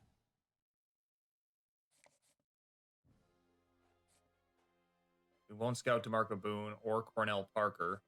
I do want to scout Josh Paris. He's a 4-star D tackle. Let me go one more here. Yeah, 85 tackle. He's a gap specialist, but his power moves aren't very good. Acceleration's okay. Pursuit's pretty solid. His speed's going to be pretty low. Hit power and strength hopefully are in the higher end. That one could be a little bit misleading, though, with him being a 4-star. Broderick Hyde, another D tackle, 4-star D tackle. We're going to scout a bit. Really nice strength. Speed's low, but he is a D tackle. He's another gap specialist. 6'6", 331. He's a big boy. Develop the awareness, he'll be okay. Arsenio Trap, another D tackle. His awareness is higher. He may be one that's more ready to go. Aaron Sapp's a 4-star Will. Like the acceleration. Speed's okay. Pursuit and pretty decent zone coverage. Oh, but maybe a bit of a flop. So we're probably looking at a normal to impact development trait. That's tough. He's a 4-star. I don't know what we do with that. Just given how much talent we need, we may still pursue him, but let's see what Moncrief has. If we get his trade or not. We won't. Pretty good athlete here. I think, if anything, we just want to put Moncrief above Sapp on the board and possibly Devon Tam as well.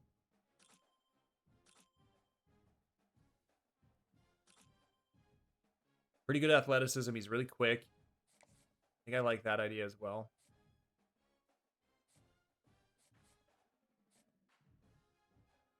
And then Monty Denny. 4-star Mike. Really need help at this position. Another bust. I mean, we keep him on our board. Dom Flowers only a 3-star, but we might have to scout him. That looks like more in line with a 3-star player. I can't imagine that he's a gem. 4-star Zaire Madu. We don't have the corner bonus upgrade for scouting, so we're not going to scout them entirely. Emmett Coy, another 4-star. Pretty good speed. Catching's going to be low. The tackling's going to be low. The awareness is going to be low. And then we go to free safety. Connor Moffitt, a 4-star. Not a great start there. Zone and man coverage could be okay, but window isn't huge. Or the window isn't too high, I should say. Stan Broughton. The awareness is going to be low. Really good change of direction. 89 acceleration. Speed looks like it could be pretty high. Looks pretty athletic. 15 hours left. I think we spend them on Kenyon Salam.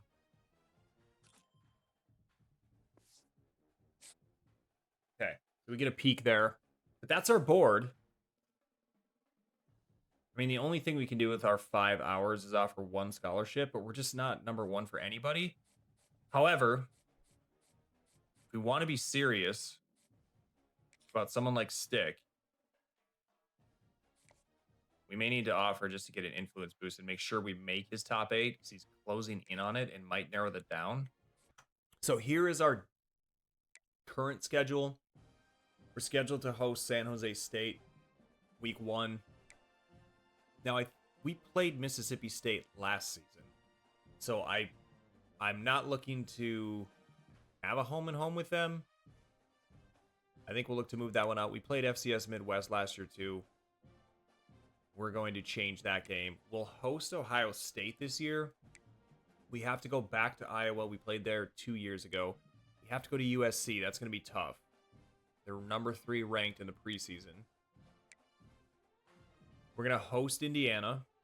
Hopefully this season we will be able to match their offense. Nebraska, we have to travel to. That'll be a tough game. That's one of those make or break ones for us. Maryland will host. Haven't played them yet. Washington, hopefully we can get retribution after that bizarre game last season. We'll host them this year. We'll host Illinois, and then we'll host Wisconsin to finish out the regular season. That's another one we cannot afford to lose like we did this past year. But our team is better. I think the 3 games that we want to make, that we for sure are going to change. I think the 3 games that we're for sure going to change are these first 3 non-conference games. They are the only non-conference games we have scheduled. The schedule's a little bit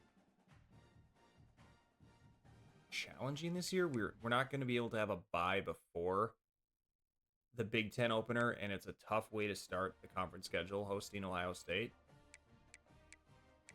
But the only other opportunity would be this week 7, but I think we're going to be more in favor of having a bye there, like we currently do. So we're going to have to play 3 in a row. But San Jose State I'm okay with, I think, hosting. Let's see what their overall is.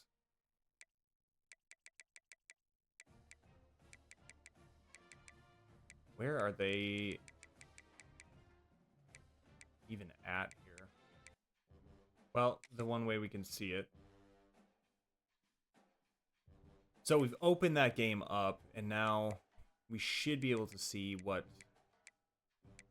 their overall was. So they're a 67, and it could be a decent way to open the season. I think we'll leave that one. I just don't like this Mississippi State game. We played them last year. It doesn't make a lot of sense that we're starting some sort of home and home with Mississippi State. But they are a 74 this season, so they're better. And we'd have to go there. It really would be nice to schedule a non-conference top 25 team. But we do have a pretty tough schedule. It's mostly the Ohio State and USC games, and then going on the road to Nebraska. Nebraska might not be ranked, but it's not going to be easy going there. Who could we schedule instead of Mississippi State? Is there anyone ranked that we think are, man, I mean, number 25 Tennessee, and they're 92 overall? That's pretty tough. Could we look to get an upset against number 22 Texas A&M? On paper, we match up with them. Our offense is better. Our defense is in line with theirs. And our overall is better by 1. I think if we travel there, though, it's going to be really tough. I mean, hosting them as opposed to going on the road is going to make quite a difference. But what about this one? Virginia Tech is number 23, and they're only 74 overall. What if we go to Virginia Tech? I mean, them being number 23, it's going to look really good. It's going to make our schedule look better if we beat them on the road. And then number 3, we could have a little bit of a more cupcake opponent before we play Ohio State.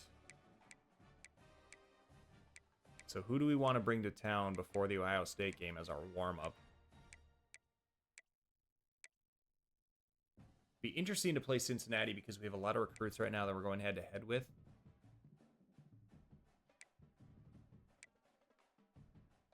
Man, Delaware, 51 overall.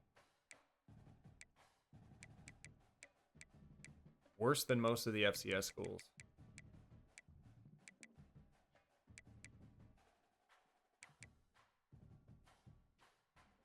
Well, we're going to bring them to town. That will be our warm-up before we host Ohio State. So San Jose State, Virginia Tech on the road, top 25 matchup. We're going to host Eastern Michigan. We're going to host Ohio State. We're going to go to Iowa. We're going to go to USC. Man, that's a tough 3-game stretch. Wow. I mean, hosting Ohio State to begin with, but then going on the road for these two. We get a break. Come back home to play Indiana. We have to go to Nebraska. That is going to be tough. Yeah, they're top 25. Number 16 to start.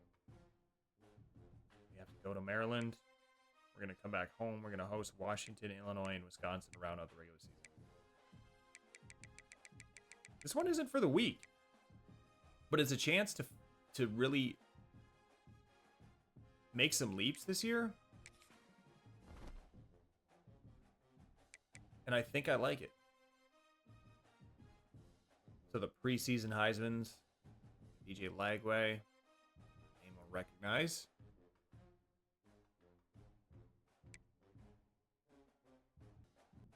It's really funny to see Pettijohn at such high risk of transferring again. We don't want to see Galloway transfer, though, tight end, championship contender. I think this is one, though, this year that we can hopefully finally exceed and not risk losing players. We shouldn't have last year. That Wisconsin game did us in. But Ogbanaya, that could be brutal. And I don't know how we're going to improve our pro potential. We have to have players drafted. That's unfortunate to see. And he's at very high risk of transferring. Didn't realize that was his deal breaker. The only recruiting update we have is that Eric Togwe has narrowed his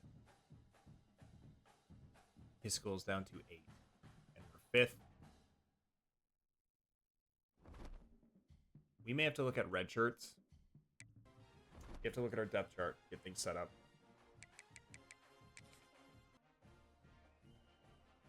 Tevin Browning will start at quarterback.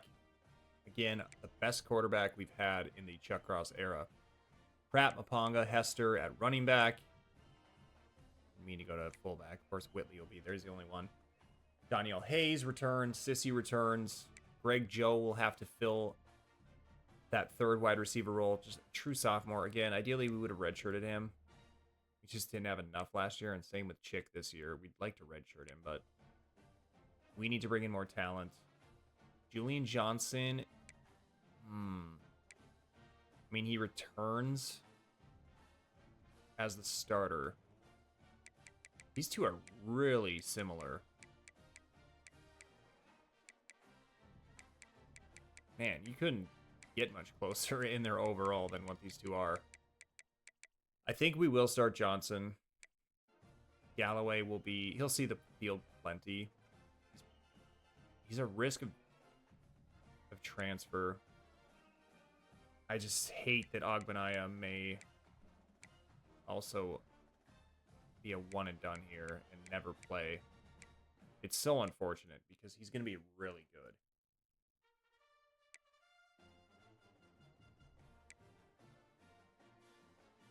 Everything's pretty straightforward so far on the line. I think we do play the true sophomore Marquise Tam at right guard. I think we'll be okay with his championship contender if the season goes to plan. And yes, Branham can move to right tackle to start. He is our elite redshirt freshman. But pro potential is his deal breaker. He needs a B, and we have a B-. Hopefully somebody can get drafted this season to improve that, or a couple guys. I mean, it's possible Tyson Ford gets drafted. It's possible Jackson Howard gets drafted. There's some really good edge rushers.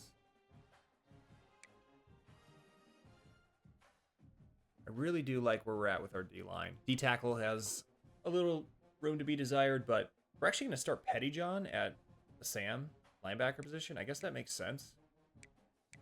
So who starts at Will? Mason Carrier. Okay.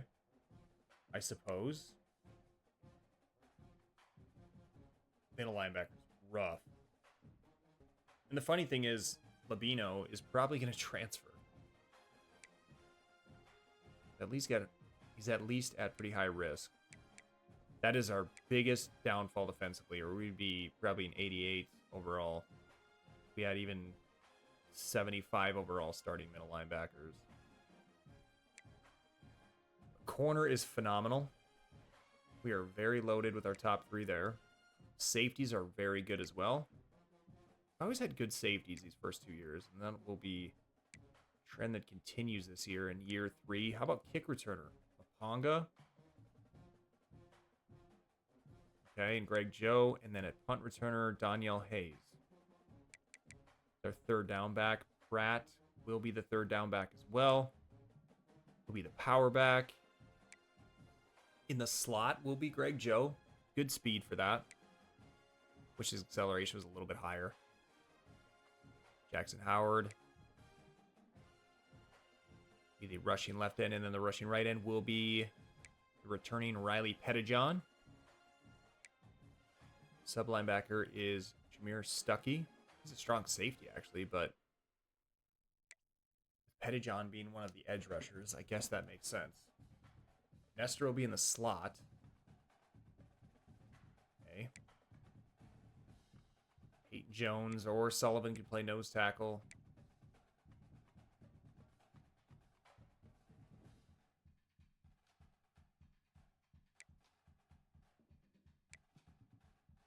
All right. Okay, so with Stick, I mean, I don't know if this is really worth pursuing. SMU, LSU, great pipeline tiers. They've already offered. We didn't crack the top 10 yet. I just don't think we're quite ready to bring in someone like this, unfortunately, when we're on the outside looking in at least. So we'll go back to the drawing board at quarterback. I mean, we do have Al Alstott. We're number 9. We should be able to get into that top 8. And so I'm okay with the ones we're leaving off. There's 3 players we didn't touch or get to at all. We removed quite a few. But for us to kind of get the most bang for our buck, I think this is the best approach. Otherwise, we'd be sinking so many resources into players that are long shots. So let's see what happens. Well, the good news is we're not locked out on anybody with updates. It's usually promising. Usually by now we already are locked out on some guys. I think we got out at the right time on a few of those. So Almost has reached his top 8. We moved up to 2nd, and we're going against Iowa. That's tough because he's from Iowa, but we can push hard there. We haven't offered yet. Still have that card to play. Childs, we're up to 2nd. We haven't played the offer either. We did with Boone. I think we can catch SMU. But he is from Texas. We haven't offered on Hyde. We're up to 3rd. Trapp, we're up to 2nd. Michigan, though, really wants him. That's going to be tough. We have a good pipeline, but Madu, we're 2nd. Iowa really pushing hard here, too. Coy's going to be really tough. Miami has a huge advantage, I think.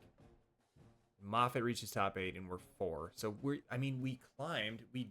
I feel like we did the right thing. Some of these we just might not be able to get, no matter what we do, just because of the circumstances.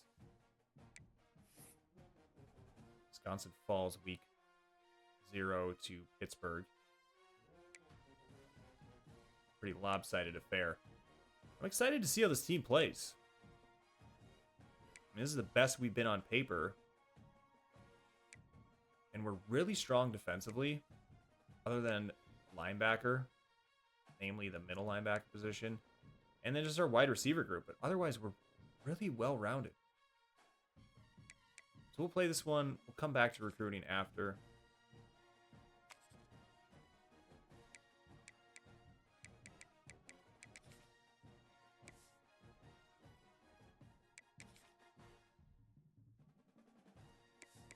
They have a blue helmet? They do. Oh, yeah. That's the look for San Jose State.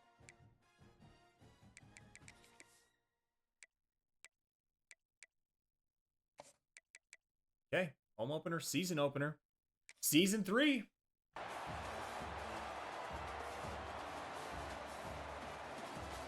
Evan Browning.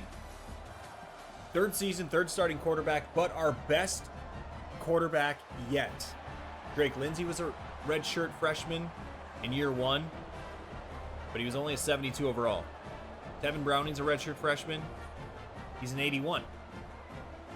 So we should expect much more consistent quarterback play. He's not very athletic, but he should give us the most consistency throwing the ball. We have a 3rd and 9 here from the 50-yard line on the opening drive.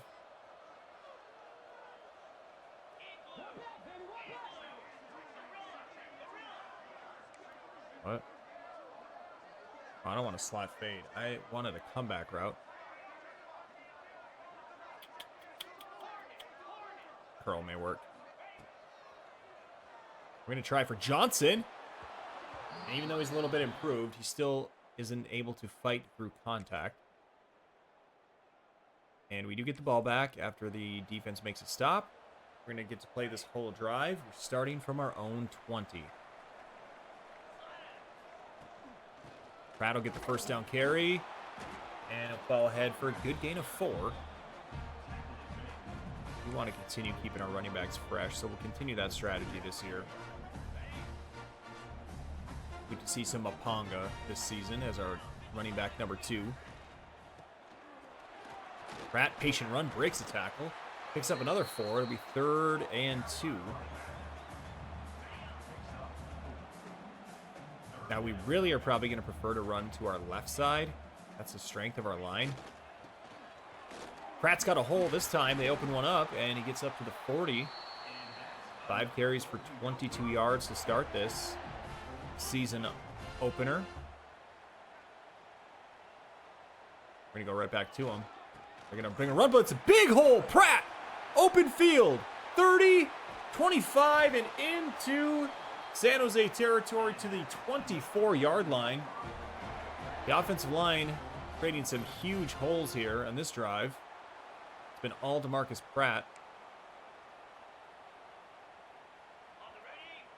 And Mapanga checks in. We're going to look to hit him now with some play action after successful runs. And they bite on it pretty hard. Not anything there, though. We're going to throw it away, and we're past the line of scrimmage. I think we're going to take a flag. Should have just continued running here. I mean, the problem is, if I hit square to slide, he's going to throw that. And then we're probably ending up with an interception. So what do? So Browning, the freshman from East St. Louis, Illinois. His first career start. Take a 2nd and 10. I mean, it really didn't cost us any yards. I don't really understand the penalty. Pratt's on fire here early. Let's see if we can keep the hot hand going. We're really stacked against our run here. Just couldn't get a block on that middle linebacker, 59. Reese Tripp is banged up. We'll put in Crow Hills. That's unfortunate, though. He's been playing well in this series. So we're ending up with a 3rd and 9, and what started as a really promising drive can stall out quickly. We'll make the completion to Sissy, but it'll be 4th and 5. And with the 36-yard field goal attempt, I think we will have to settle for 3.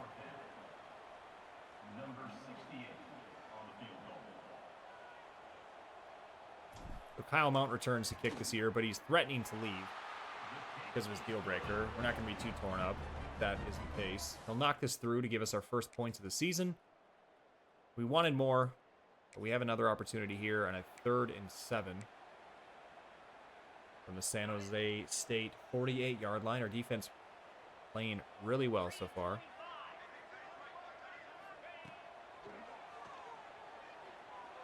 Good throw. Completes to Hayes for a first down. Wow. Really snapped that one out there quickly. Did Browning. And we have another 3rd down alert, but another 3rd and 10. So we get a first down. And nothing happening. First or second in the next set of downs. Aponga's in the game here for the screen.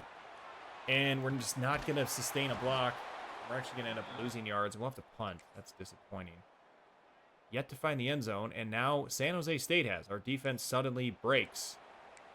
And now we have a 3rd and 4. We're closing in on halftime, trailing at home to San Jose State.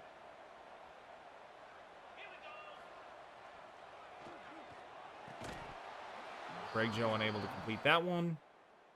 Catch, so it's 4th down. 51-yard field goal. I think we just end up going for this. Really need to pick this up.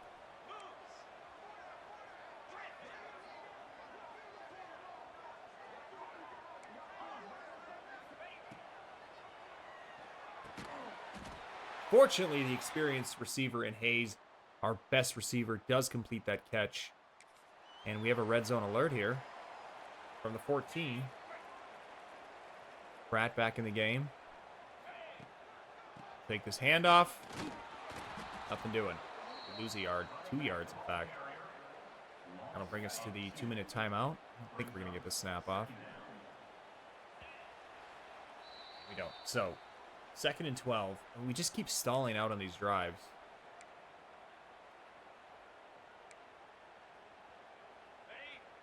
Can we turn this one around and find the end zone? Browning's going to take off. He'll slide, dive forward, and pick up 5. It'll be 3rd and 7 from the 10.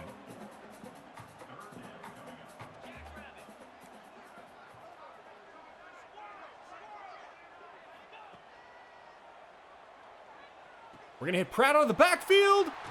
Jukes falls forward into the end zone, and the first touchdown of the season for the Gophers, DeMarcus Pratt. A reception on a 3rd and 7, and he finds the end zone. First career touchdown pass for Tevin Browning as well. And the Golden Gophers are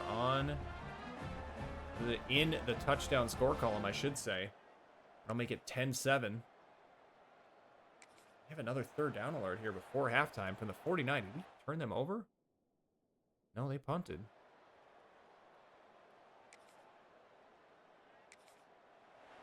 So 32 seconds left. Still have 1 timeout. 3rd and 10.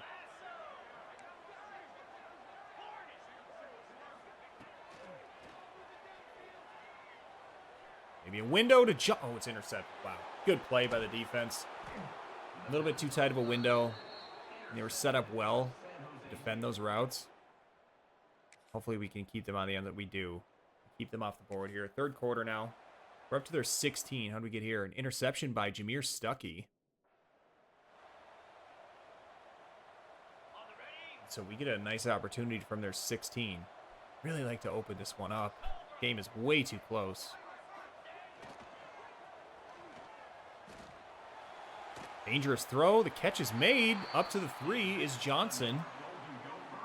Throwing the run from Browning. And with this look from the defense, we have to look to audible into something else. Oh boy. There's nothing there. We're lucky to even get rid of that one. Fortunate that it falls harmlessly to the ground. 2nd and goal from the 3.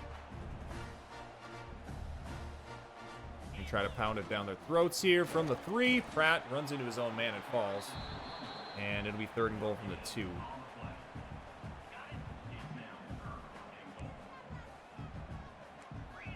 We're not able to do a pass. Get it out. Can't get it out to Galloway. We had him. 4th and goal. I mean, we don't want to kick this from here, right? Still makes it a 1-score game. If we even do hit it.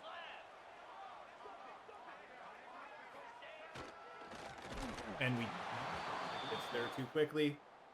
And we come away with nothing off that interception. Might have turned them over again.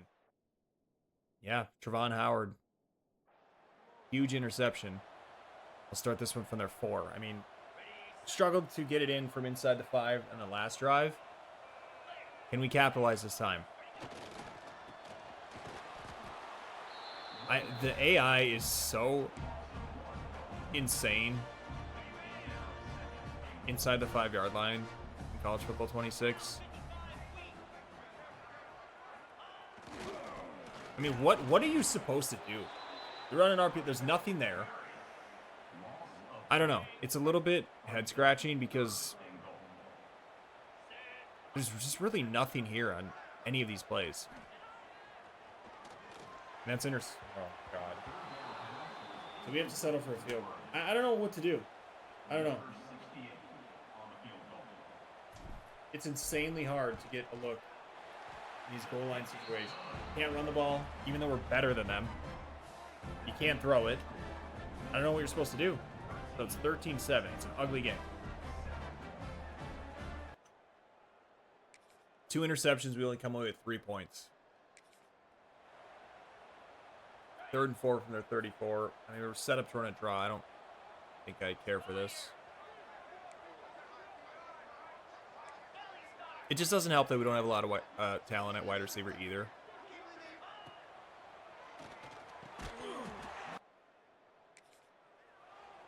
It's so hard to stay patient and calm with this game. This will be... I'm taking a timeout and sneaking it. I mean, this is just stupid. But I know if I turn around and hand it off, they're going to meet him in the backfield and tackle him for a 2-yard loss. It's just too predictable. Now we run the sneak, and they're all... Of course, they're in their goal line set. But we'll pick it up. And we do manage to find the red zone. So we're up to their 12.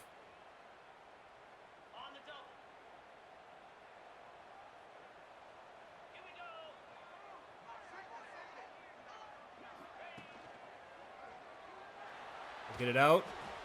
That's Johnson. He's got a block. He finds the end zone. And we finally are able to reach the end zone again.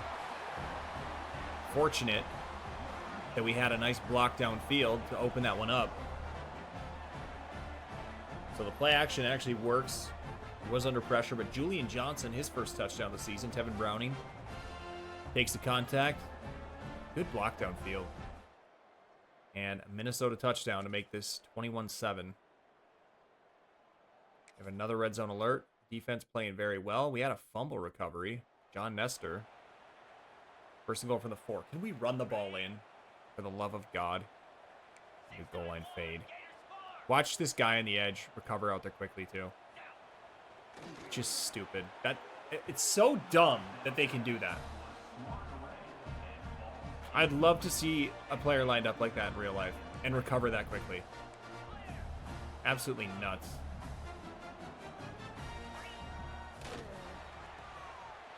Did he actually score? I don't know if Hayes got his foot down. They're giving him the touchdown. Look how close that still was. It's just crazy. Goldie hitting that air guitar again. I feel like they're going to challenge this. I didn't think he got a foot in. Oh, there's no way, right? That doesn't even look close. But because we super sim, I think they give it to us. My goodness. Is this our first defensive play? I think it is. The 4th and 2. Monroe almost gets there. They complete the pass, though, and extend the drive. And they'll go for it again at a 4th and 24. What happened to lead up to this? Adam Matthews was sacked. They had a penalty prior to that. So they have a long way to go on this 4th down. Hopefully our improved pass rush can force a bad throw here or get to him. He does get the throw away. And nearly caught, but it's broken up and will take over. So it's 28-7. We must have gotten another touchdown. I missed that. Still the starters in here. 3rd and 5. We run the counter. There's the 4th. We only get a yard. That looked like 2 yards at least. Big field goal kick. 48 yards. Yeah, I don't think we're giving Mount a chance. It's kind of personal at this point. I just don't like him. I think he's delusional. So we're not going to kick. We're not even going to give him the opportunity. Oh, that's a terrible late throw. And the catch is made. Great catch, but Don't pick up the first down. They have a 4th and 13 this time to go for. Their own 27.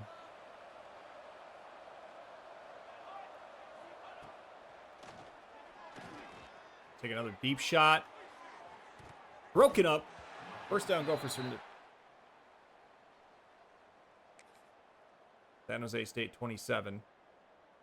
The 3rd down alert. 3rd and 8.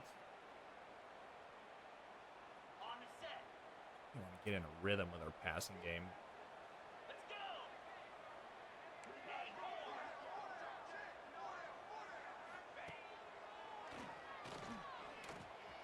We hit Sissy, and he finds the end zone. Wow.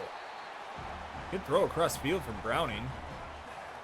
Did not expect that to result in a touchdown, but it will.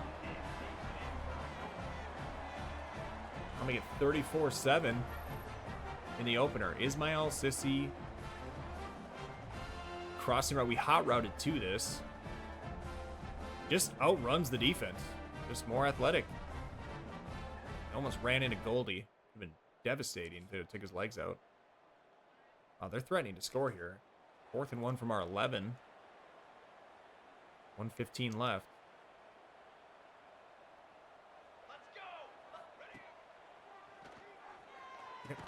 We're all over this, but they make the catch. 1st and goal from the 8.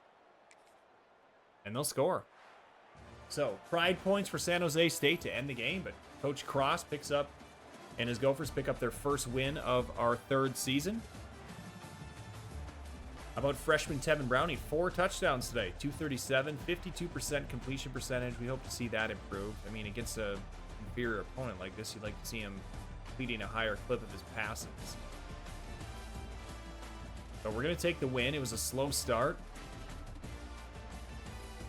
The team did come alive a bit. Defense played well overall. Created some turnovers. The team stats first. We had 343 yards of offense, 79 total plays of their 74. They did not run the ball well at all. So, good sign with our run defense. They passed for 255. They actually outpassed us, but I guess they played from behind most of the game. 3 turnovers. We were a +2. The Browning does have 1 interception. 4 touchdowns, though. Get that completion percentage up. Pratt with 20 for 76. A big chunk of it came on 1 run. How many yards did that go for? 36. Long got 5 for 13. Julian Johnson 9 for 106. Touchdown. Ismail Sissy 6 for 73. Daniel Hayes 4 for 24. I mean, is it Cease? Is it Chissy? Kissy? I don't know. Sissy it is, according to the rules of English that I know. 3 strip, 3 pancakes.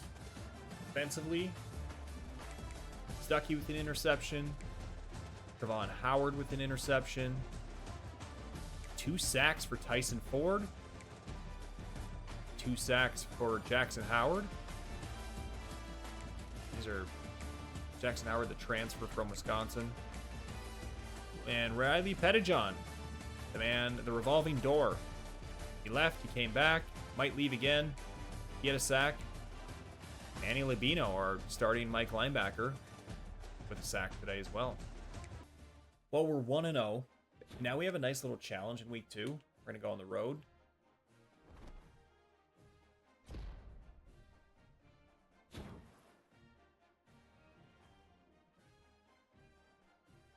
Yeah, okay.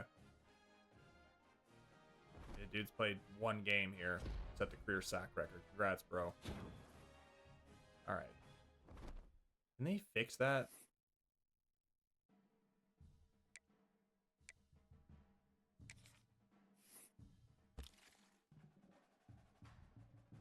We're up to number 2 for Al Alstott.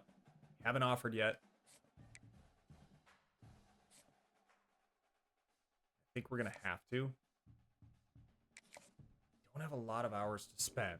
We only went 25. I don't know that we can really increase this. We could go another 5 as a sweetener. I like that we're number 1 for Burris, and we haven't offered, so we're going to do that. Instant commit would have been phenomenal. I mean, lemons are up to 4th. We're just going to let that one ride. We're already setting the house on Carlos Almas. I don't think we need to worry too much yet with him. We're just going to leave this one alone. Childs, we only went 10. We may have to go 5 more. Steven Speed, we moved up to 1 by just going 15 hours. So I think we can leave that too, but we can offer now. And we get an instant commit. Steven Speed's committed, freeing up some much needed hours for us. That's why it pays to wait until you're number 1. Our first commitment of the class. Kind of unexpected. Steven Speed. Great name. Gadget wide receiver. A position we desperately need depth. We're in the top 8 now for Tatum. We're up to 7. This would be a big prize for us. We've offered. We're already going 50 hours. Not much else we can do. Gaylor, we're up to 3rd. We have a lot of influence right now. I think I like where we're at. I don't know if we're going to be able to get in on this one with Briggants. He's really close to going to his top 8. I think we have to pull out.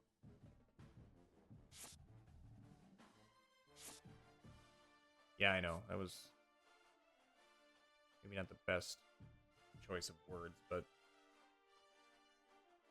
Jalen Brownlee, we are 2nd. He's reached his top 8. I think we're okay with 10 hours. Chong, we're 2nd. We're okay with 10 hours there, too. Same with Bruce Ham at 25. Even with Missouri offering a scholarship, we must be offering more. We must be giving more hours. So we're going to see if we can pass them before we offer. Marco Boone, we're up to 2nd. I think we're okay with 10 there as well. Harris, we're all the way up to number 2. We're going to send the house again this week. 25 hours for Hyde. I think we're okay. Pitt really making a push, though. They might be sending the house. Maybe we just sprinkle on 5 more? Go 30? Sending a trap with Michigan. Going hard. Again, we just go another 5 for now. We're up to 2nd for Moncrief. We only went 10 hours last week. Probably go another 5 here as well. Ron Tam, I think we're okay with 10. We should be able to pass Cincinnati this week. Unless they up their hours. And even with 5 for Flowers, I think we're okay. Maddie with 10, I think we have to go a little bit harder here. We're going to have to go 25. Apparently, Iowa's really interested. Coy, we're up to 4th. That's going to be tough with Miami. We're going to have to also 25 there to have a realistic chance. Moffitt, too. Kind of another similar scenario. But I want to save these hours. Oh, man. I don't think we have a prayer with Broad. I think we have to exit this one. Let's get a kicker. We're going to go 10 hours for Dial. And we'll go 5 for Kuma. And we're going to leave the rest alone. I know we've lost out on some players now, but we do get 1 instant commit. And after offering these scholarships, we should have some extra hours next week. So unless we have to increase what we currently have, we could add at least 1 more guy to our board to replace somebody that we've taken off. So we've probably taken off like 5 players or so now. Well, let's advance and see what happens.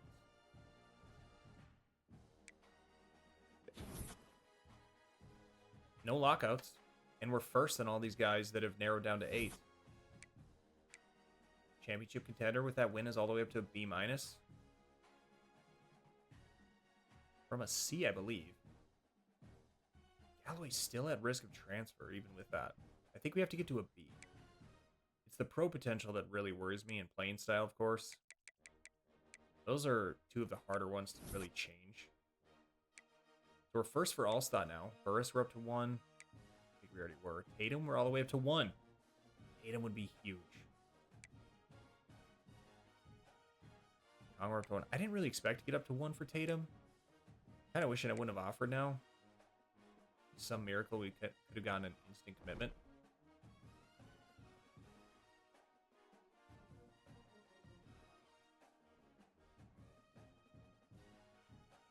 Okay, this is a good stopping point, though, for us. We finished week 1. Things are shaping up well here for week 2. A big game on the road, non-conference, but a top 25 team. A chance for us to really make some noise this year and to set the tempo for this season. Coach Cross here. You enjoying this series? Hit that thumbs up. You want to help clear the backlog? Join the brigade and subscribe. See you in the next one.